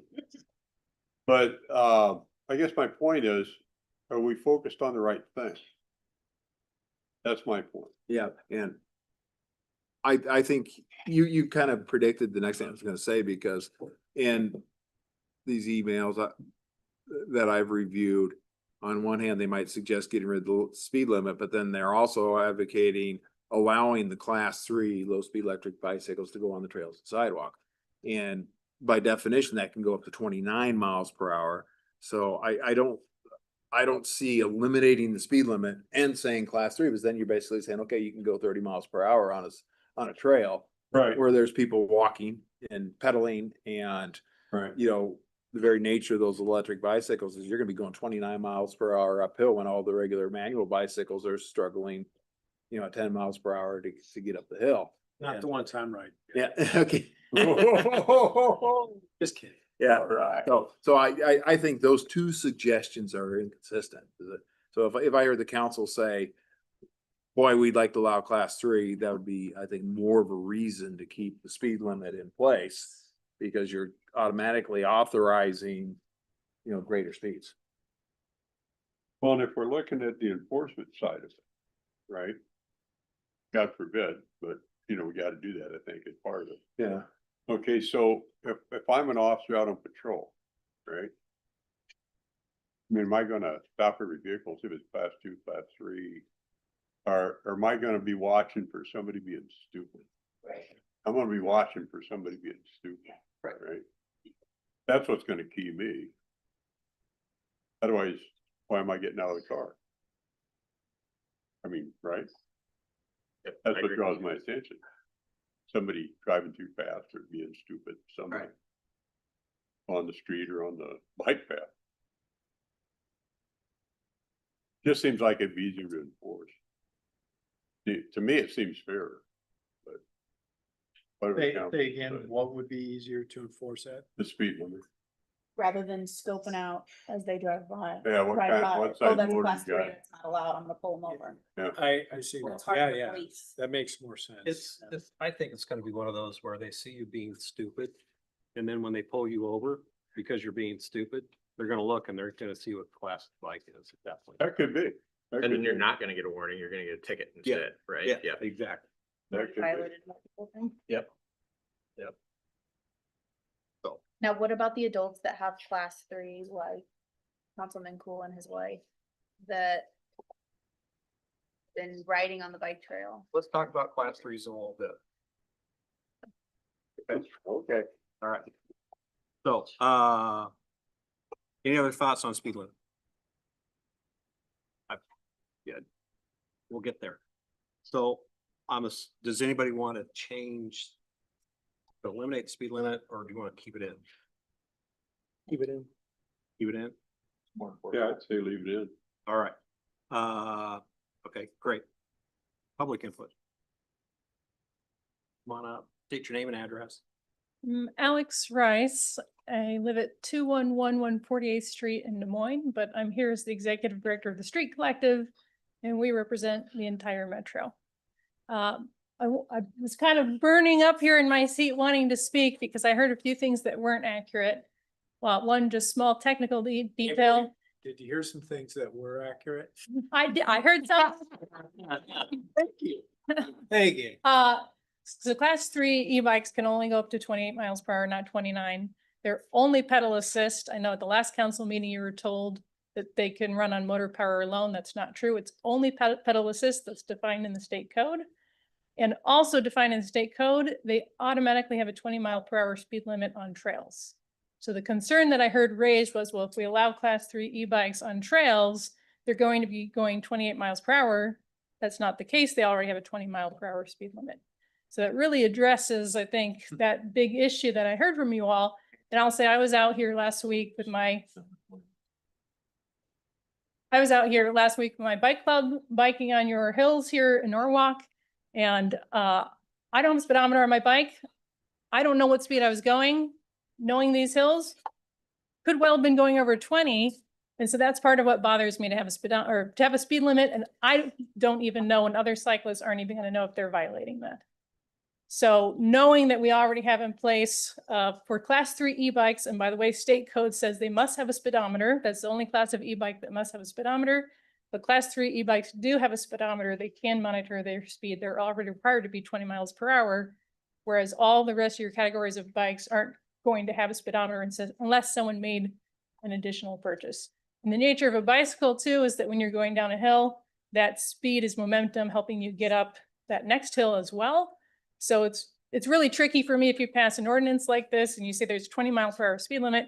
I don't even know when I've hit 20 miles per hour. I know I've got an uphill ahead, so I don't want to brake to 10 miles per hour out of precaution. So that's where I'd ask that we not have the speed limit in place, knowing that we have limits on who can be on trails. You're not allowing the motorized bicycles on trails. You're not allowing the e-motorcycles on trails either. And your class 3 electric bikes can't go over 20 miles per hour. Thank you. Okay, change your mind. Okay. All right. Next one, expand yielding language, which effectively means that foot traffic needs to yield to the bikes. I personally think this is backwards because cars have to yield to pedestrians, bicycles should have to yield to pedestrians as well. But what are your thoughts, Jim? Yeah, the current language is just basically that bicycles have to yield to pedestrians and let e-bikes have to yield to manual bikes and pedestrian. I think the email asked that we put in some rule for pedestrians that they stay to the right on the trails. And I don't think we put rules on pedestrians. I think it's the bicyclists and the e-bikes responsibility to yield to them. I totally agree. If I had a family of 3 walking down the sidewalk, they want to walk next to each other, that's their prerogative, right? And so. That's when you say on your left. Right. That's really an etiquette thing. Yeah. Coming from Cleveland, Ohio, where the metro parks there are an expansive trail system. I can personally say that the trail etiquette there, after generations, people grew up with trails like that. They're much older than our trails here. That's just an etiquette thing. Everyone knows that that's what you do. Yeah. And I don't know, I just think it's more an etiquette, personal conduct thing. I wouldn't want a situation where an e-bike's coming in at 19 or 29 miles per hour and screams on your left, and the pedestrian can't get over. Suddenly it's the pedestrian's fault because they're walking to the left. Or the bike should be yielding to the pedestrian anyway. Yeah. Right. So why worry about it? Okay. Any other discussion from council? Any public input? All right. Any changes you guys want to make to that one? All right, here we go. Changed language regarding place of riding in the roadway. Jim. Well, the current provision just has them saying you gotta be reasonably close to the curb. It doesn't necessarily say right or left, but reasonably close to the curb. And I think, frankly, I'm happy with that wording too. It's reasonable. You take into account if there is a dead animal on the curb, you're gonna go out around it. If you've got a turn, it's reasonable that, there's a reasonableness standard. The other, there may have been some other jurisdictions that have adopted language that basically says you have the same rights as a car. So if there have been some bicycles that I've observed that, are quite capable of going all the way to the left just because they can. And there isn't any reason to create those extra dangers. I think a reasonableness standard is fine. And I think reasonable standards I agree. accommodate turns. It accommodates, obstacles that are in the way. I'd agree with it. Discussion from council? Any public input? All right, moving on. We've kind of already gone through this, but I'm going to go through it anyway because it's on my script. Allow wheelchairs and strollers on public land. Jim. Yep, that's been done. Okay. And I had a question about wagons, but Jim's already addressed that as well. But no, that was a good suggestion. I'm happy we got that. That's a good change. Yeah. Anything else from council on that one? Cool. Next one is avoid blanket ban on personal transportation devices on sidewalks in business districts. Jim. Once again, I think there needs to be some restrictions on this. When I think of business districts, I think of the business district up the hill. And for years I was frequenting that area, and I've seen an individual really get hit by a bicycle walking out a commercial door because, when they abut the commercial building, their bicycles come along, that there's inevitable that's going to happen. I've seen lots of near misses. And I just don't think it's appropriate to have a regular bicycle on a passage like that, or an e-bike on a passage like that. And that's the way it's written right now. There could be some flexibility there for trails or sidewalks that, are in a business district that aren't necessarily abutting a building. And we don't necessarily have an accommodation for that in the ordinance, because I could also, as commercial areas in Norwalk expands, there could be situations where there are trails and sidewalks that are in a business district that don't necessarily abut buildings. But then again, commercial districts, do you want them on sidewalks at all?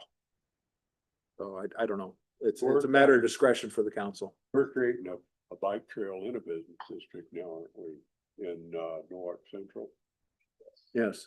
Yeah. So I mean, and that trail's designed so it doesn't abut a building. Mhm. So I mean, you could safely operate, I would think, on those. But you might not want to run down the sidewalk in front of those businesses. Yeah. Either, you know, Yeah. so I guess I wouldn't have a problem if we wanted to word it somehow that way to try to keep from having people having access. I mean, they can access those areas through that trail that we're putting in. Right. Right, and into the parking lots. Mhm.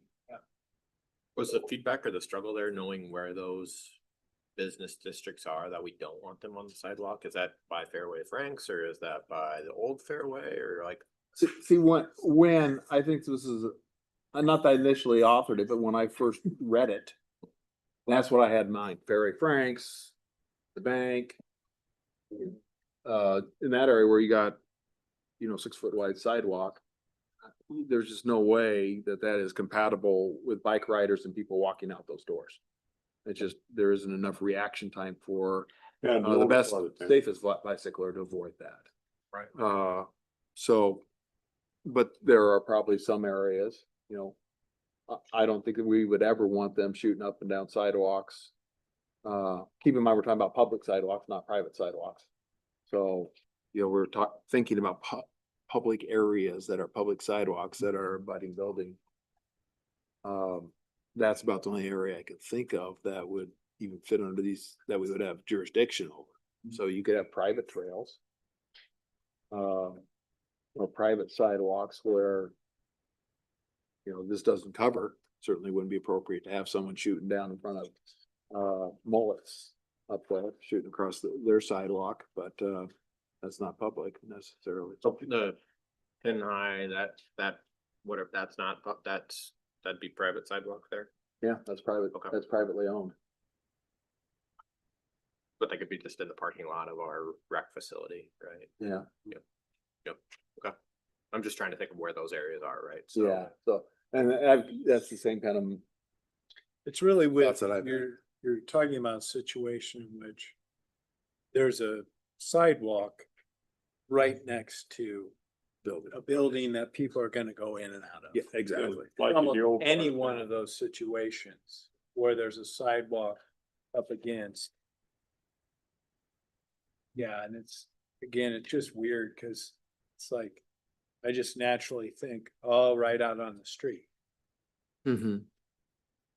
For that reason, like, I don't wanna run into somebody. Yeah, but it's Or have somebody open a door. Right, or have somebody Wow. open the door or whatever. So, It's that. yeah, we're prohibiting the use of these, whatever the language is. Okay.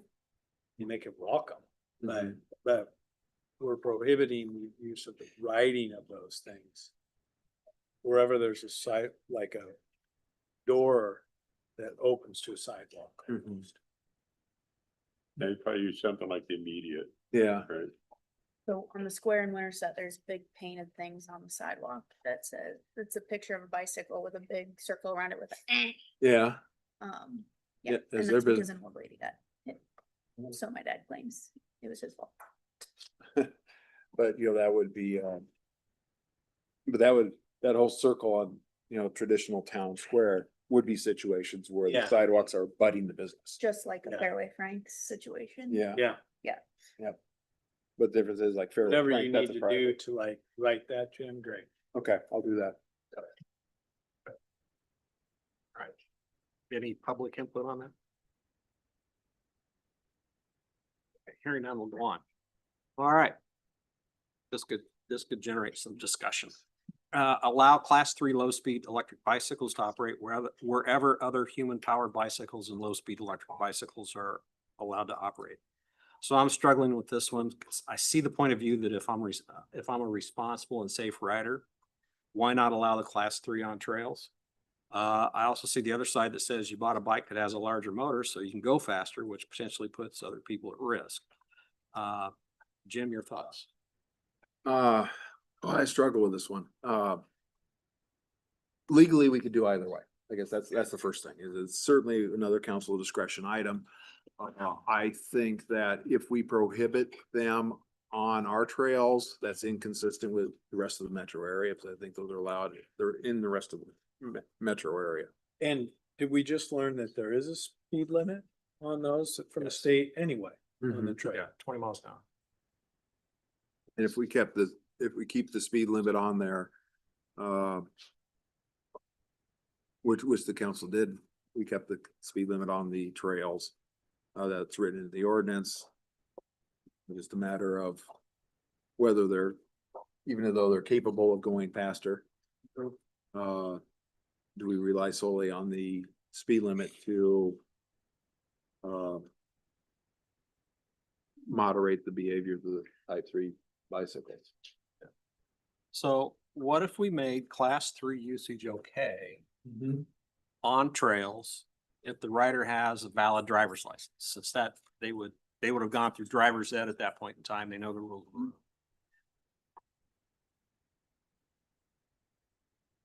If I haven't thought about that. They could still be ticketed if caught riding in an unsafe manner. Yeah.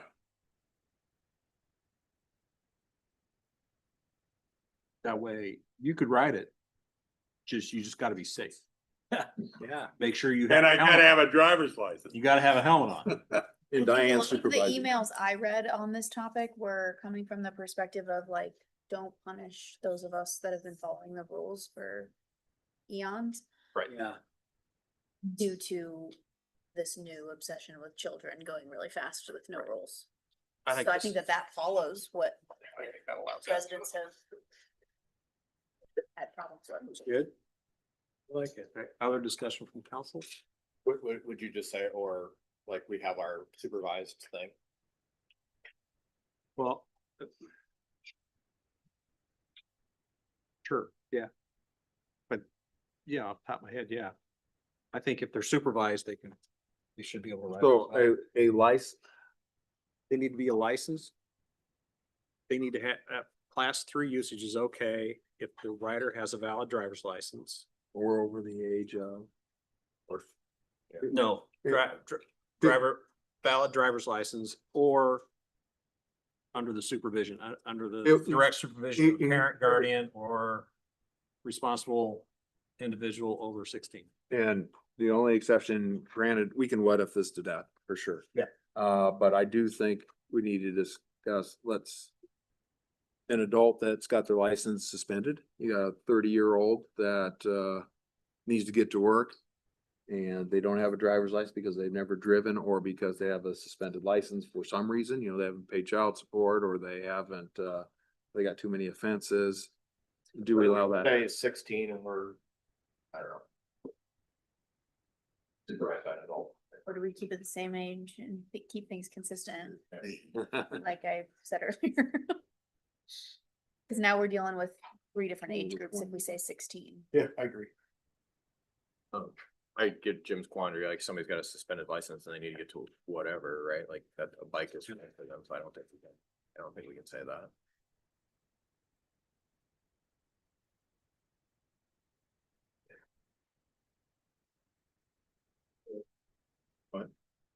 Hard case, and he says they could do human power at that point in time. If they've had their license taken away from them because of repeat offenses, maybe you don't want to ride in a class 3 bike.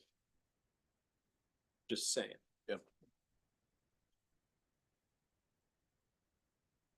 These electric bikes, I'm gonna throw out a wild question. Can you tell fast they're going? Like, is there anything on the bike you can go, you're going over 20 miles an hour? That's what you were saying earlier, is that class 3s. So you could stop somebody, go and say, block, go, you're going up 25. Right. Which we were saying is easier to police than, that's a class 3. Pull 'em over. Are you asking, does the device record it? Recorded, that's what I meant. Well, I don't think so. No, I don't think so. Okay. The rider on a class 3 will always know what speed they're going. If it's, as long as it's operational correctly. And they're paying attention. Real time. In real time. I did.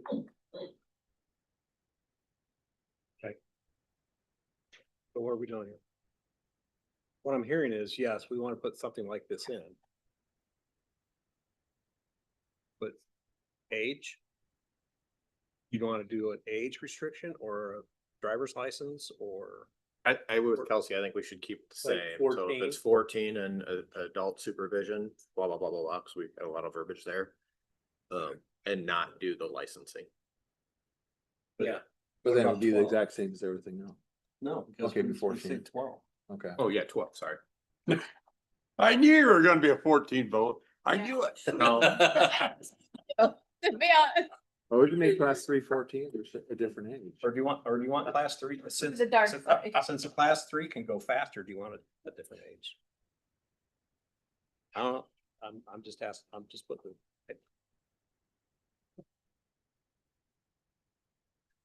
Everybody say 12? Can we just start there and use the adult supervision and then we can talk about it more? Sure. I'd So be it's fine with consistent.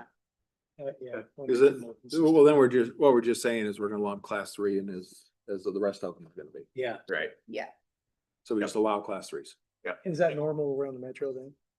I think so, yeah. I think Yeah, it is. Also though, for reference, I've never purchased a class 3 bike, but I'm pretty sure the barrier of entry is quite different than some of these scooters and Yeah, yeah, other yeah. vehicles. And the weight of them, right? And Right. Yeah. So less of a problem, I think, is what I'm getting at than some of the other. Other discussion from council? Do we have any public input? I, Gotta have you say your name. yeah, sorry, Alex Rice. Do you need the address still? Sure. 2111 48th Street in Des Moines.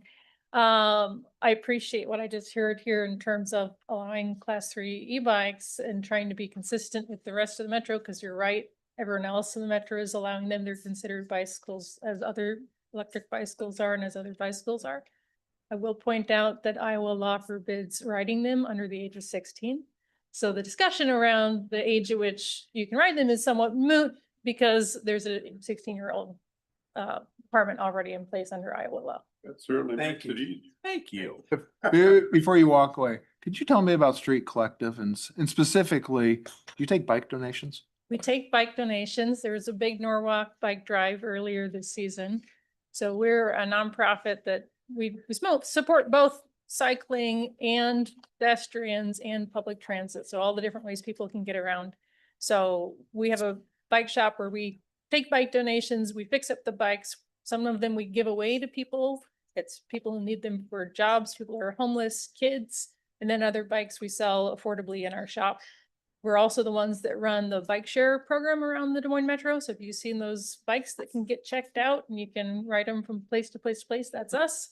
And then we also do a lot of bike safety education. So we're on track to do more than 500 kids this summer will learn about bike safety from us. Did you say anything about helmets? I didn't, Helmet programs? when we do all of our bike safety programs, we give away helmets as part of that Yeah. process. And are you limited to Polk County if can you provide programs? I in think, Norwalk? I want to say we're able to do, because it's a state grant that funds it. So I think we're good anywhere in the state. So if you want us to come and do some bike safety education, give away some helmets, we could probably do that. All right, I'm down there for bike day, huh? Let us know. Shorten up the mayor's ride. Any other public input? Okay, so. Well, you got- you sounds got like the- we could maybe. I do. And Alex, I think is just a good resource generally with this stuff. Yeah. Cause she spoke a little bit at MPO, Okay. and even though I disagreed with her, about like MPO being the lead voice on this. Mhm. I wouldn't say I disagree with her. I like that in theory. It's a nice theory. But she spoke, she is a definite leading expert on all these things. She's done a ton of research, very familiar, so she's a good resource. Great. So should we, Jim, not worry about age on that bike? Is it safe to stay close? Yeah. Well, I think if we just change it and say that we allow class 3 are included I'll just make changes throughout that allows class 3. State code would still be the Yeah, restrictive. still be applicable. Yep, it would be applicable. Which is also the 20 mph. Yes. That's what I'm finding. Yep. She said. Mhm. Right. Which would be consistent. If we have 20 mph on everything else, Right. then we'll be consistent. Right.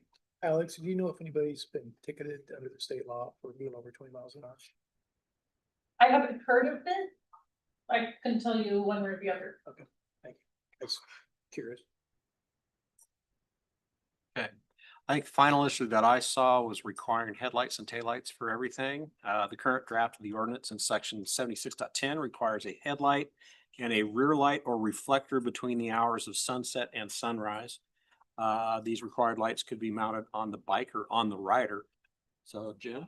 I think that's an accurate reflection. I think probably we did receive an email, which appeared to, that the individual's impression was that we were requiring headlight and tail light at all times for all vehicles, including strollers and everything else. And that's just not the case. This is operating in dark. Do we want headlight, tail light? And the tail light doesn't have to be a light. It can be a red reflector. And it could be a headlamp on someone's head. It could be, I think they sell bike helmets that have those lights on them. So I personally think that's a pretty darn reasonable restriction. They shouldn't be out there in the dark without some sort of light. And I think we're in pretty good shape with that personally. Any other discussion from council? Any public input? Kevin Carpenter, 302 Spruce Street. You got an e-bike, a lot of your e-bikes already have the lights on, but then you go pull a trailer behind the e-bike. Will the trailer be required to have a light on? I don't think we allow trailers. E-bikes. Do we? You can't pull your dog around, We you addressed can't, it. can't pull your grandson around. That's what I'm saying. We allow trail? We I don't. Huh? We should allow trailers. I think the answer to that is the ordinance requires the light to be visible and be able to be seen from 300 feet away. If you got a trailer that blocks the light, then you're gonna have to figure out it on the trailer. If it's not blocking the light and it can be seen from 300 feet, then you're good. That's what the requirement is not necessarily you being able to see as the rider at 300 feet out. It's somebody 300 feet away from you being able to see you. understand, 'cause Yeah. Some of these trailers are Yeah, 3 foot high yeah, and they could be blocking the Yep. the light on the Yep. the framing on the bike. mhm. So that's what I would expect the interpretation to be. Thank you. Alex Rice, 211148. Just as a courtesy to you, I'll let you know the language in your ordinance is taken from state code. So when I saw that in the council packet that someone objected to the language, it's already in state code, so it's kind of a Yeah. moot point. Yeah, that's right. Yeah. Thanks for that reiteration. All right. Otherwise, I might get another email. Right. Okay, council, did I miss anything? What other items have you thought about and what have you heard about that needs to be addressed tonight? Thank you. Yeah, thanks for going through it line by line. Yeah. Yeah. We want to be transparent and we want to hear the input. All right, any other public input on this? On the e-bike thing? Or the bicycle ordinance, whatever you want to call it. Okay, can I get a motion to approve the second reading as amended? Hey, can I read exactly what I think I'm doing with the ordinance, That'd be just to make great. sure? Yeah. One change is we're gonna make the responsible individual 16 years of age or older instead of 21. We're gonna include helmet requirements for 14-year-olds and under with changes, and we don't want it for strollers, wagons, things like that, but I'll make sure I have it written with that intent. And then we're gonna allow class 3 bicycles on trails and sidewalks. Those are the 3 changes I've got. Jim, in there, like, do we have to talk about who is cited if, like, the responsible adult gets the ticket or not? Because like, I'll review that to make sure it's clear. okay, Yeah. because if somebody then like a minor gets that ticket of not their child and they come in and complain, Yeah. we just gotta make sure that that's clear. Yeah. And I don't know if that goes in our document or if that goes somewhere else. right? Yeah, So, let me review that. That's I don't want to give you an exact answer on that. I have to without reviewing and looking at it.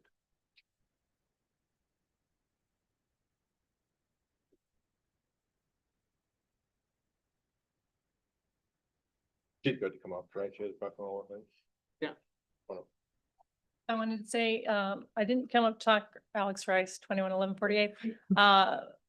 Language on the sidewalks, you also said you were gonna make a change there so that the ban is on sidewalks abutting businesses and not on sidewalks that are, sometimes you have a sidewalk that's 20 feet away from a Yep. business door and it's really along the street. So I just want to make sure that if there's a sidewalk that's along the street but not along the businesses, you're still allowed to ride there. It's just the ones abutting that you wouldn't be allowed to ride on. I think. So we'll just call out like areas of town where we don't want that, right, or something. I think the approach I'm gonna take is that when the sidewalk is immediately abutting an ingress and egress area of a commercial establishment, it won't be allowed. Yeah. Something like that. I'm not sure the exact wording, but that's the intent. Public side. Yeah, public. Anything else? Nope. Okay. Can I get a motion to approve the second reading as amended? Okay. Second. Well, I'll take a motion by Cool and a second by Brown. There we go. Any further discussion? Lindsay, would you please call roll? Councilmember Borjan, Yes. Brown, Yes. Cool, Yeah. Minneke, Yes. Porter. Yes. All right, motion carries. Item 7. Future agenda items. Purpose of this is for council to give direction to staff by way of motion to have items placed on future agendas. That's not further discussion of the merits of the subject matter. Any future agenda items for tonight? Hearing none, we will move on. Item 8 is council inquiry staff updates. I'd like to remind everybody that this portion of the meeting is much less formal. You may hear some back and forth banter and joking around. We believe that this can build camaraderie and cohesiveness between staff and council. Jim. I have nothing. Jason. I want to say that this process of going through this and all the emails we received, this to me is how things should work. Like, so I just wanted to say that it felt like, hey, we're all on the same team trying to figure this thing out together. And rather than it being antagonistic. And so I want to say thanks to all the people who have participated in this process. Really appreciate that participation, leadership. Thank you. This is like, it's a great example of like, we can all get on the same side of the table. What we get at the end is going to be a really good product. That's it. All right, thank you. Ed. Certainly makes it a lot easier, doesn't it? Yeah. I just wanted to point out a couple of things, the police department, right? And we had 2 recent promotions. One of those is right here tonight. Just made lieutenant, went to the gold badge. That's a big deal. Okay. The other thing is that Sergeant Downing will be retiring. And his reception, I think, is August 1st. July 31st, July 31st. July 31st, yeah, All right. Friday. But I just want to point that out. Sergeant Downing has been in service to the city for, well, he was here when I got here. Patrolman, so. Wow. 55 years ago? Well, I tell you, Christ just got done with that meal about the time he pulled in. Anyway, it's been here a long time. Yeah. I'm thinking that it's 25 years or 28 years. I think it's longer It's than that. 22, I remember. I think it's over 30. I was 1 year old. Yeah, I'm pretty sure it's over 30 years. I could be with the deputy sheriff before that, so. Anyway, a lot to be thankful for there, from the police side and the passing of the torch, and I just think it's a good deal. Things are always changing, but it's happening. That's all I have, Mayor. All right, thank you. Luke. Nothing. Carrie. Nothing tonight. Wayne. Nothing. Pete. I just wanted to mention that in the consent agenda tonight, we were awarded a Prairie Meadows grant for almost $19,000. Yeah, that we're Nice. to purchase a new Lucas device, which was equipment that we need to replace.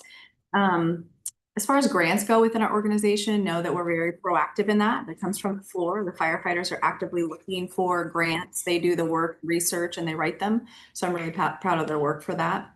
The other thing is that we did a joint training last night with the police department. We did some active shooter training at the elementary school, and it was really, really good training. So I hope you all know that you're in good hands here, between the police department and fire department. We're really being progressive when it comes to training together and learning current tactics and objectives. So Thank you. it's on. It's good to hear. Thank you. Hey, Wayne, just back up. Thanks for the drop-off event report.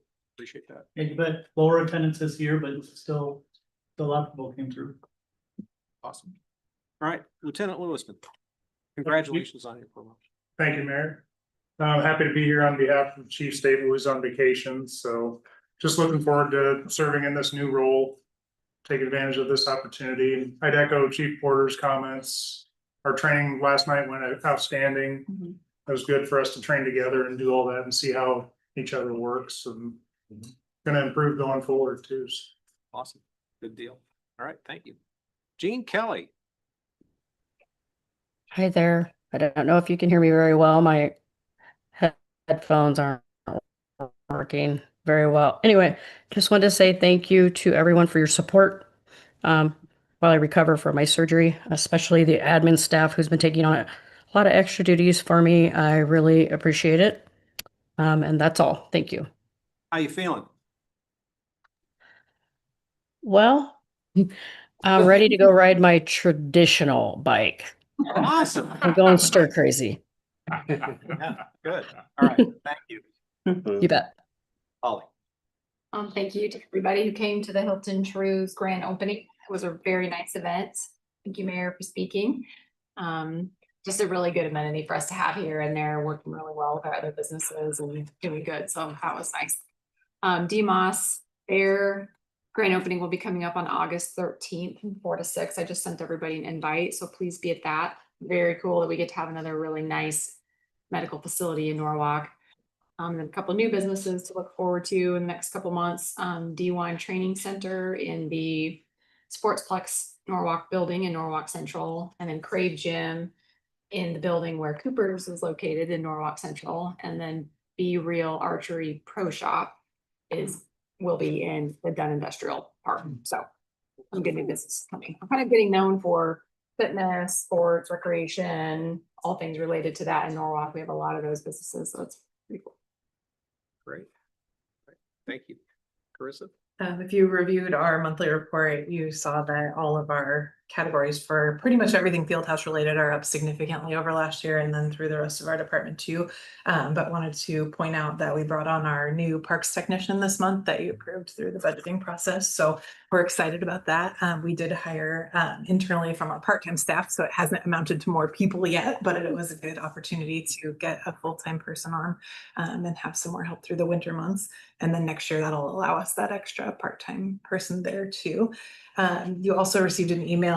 If you're interested in going on a parks tour with us this year, check your email and sign up for that. We'd love to show you around. And then we also received a Prairie Meadows grant for batting cages at Mackinich for $15,000 too. So with the CIP money, that will be a good project as well. Good. Good, all right. Thank you. Gene Strable. Nothing. Thank you. Lindsay? Just that we had our July 28th work session at 5 p.m. So don't forget, kind of special meeting. All right. I was gonna say that too, so. No, thanks. Now I don't have. Well, good. We'll have to. We'll have to Say it again. There you go. Yeah, no. Oh. Nothing? Andy? I was gonna talk about the ribbon cutting. First one I had been to, I just thought how great it was. I also thought how cool the ownership, like how proud they were. The GM was proud, the people that worked there was proud, like it's a great facility. They have an area by the elevators, I think the mayor told me about, like to show off other Norwalk stuff. It's just, it feels like those are the kind of businesses we want. They're proud of what they're putting in place. Yeah. So, and then the other thing, I'm on the board for fundraising for the American Heart Association Gala, and their big push this year is AEDs in schools and areas, and so helping fundraise for that to hopefully can impact on one school. Yeah. Awesome. Thank you. I wasn't here for a recent tabletop training exercise, but I understand that it turned out quite well. And I specifically wanted to give a thank you to Miranda Chadwick. She is our emergency management coordinator for Warren County. And even though she's not on our specific team, she has really done a lot to help us be better at what we do. She's also recognized that Norwalk has been pretty progressive in some of our training. So just wanted to pass that along. And so if you see Miranda, tell her thanks for the work she does for us. Well, the only thing I had was to talk about the work session, so we don't need to do that. I would entertain a motion to adjourn. Motion. Second. By Poor John, seconded by Porter. All those in favor say aye. Aye. All those opposed say aye too. All right, we're adjourned. Yep, 8:31 PM.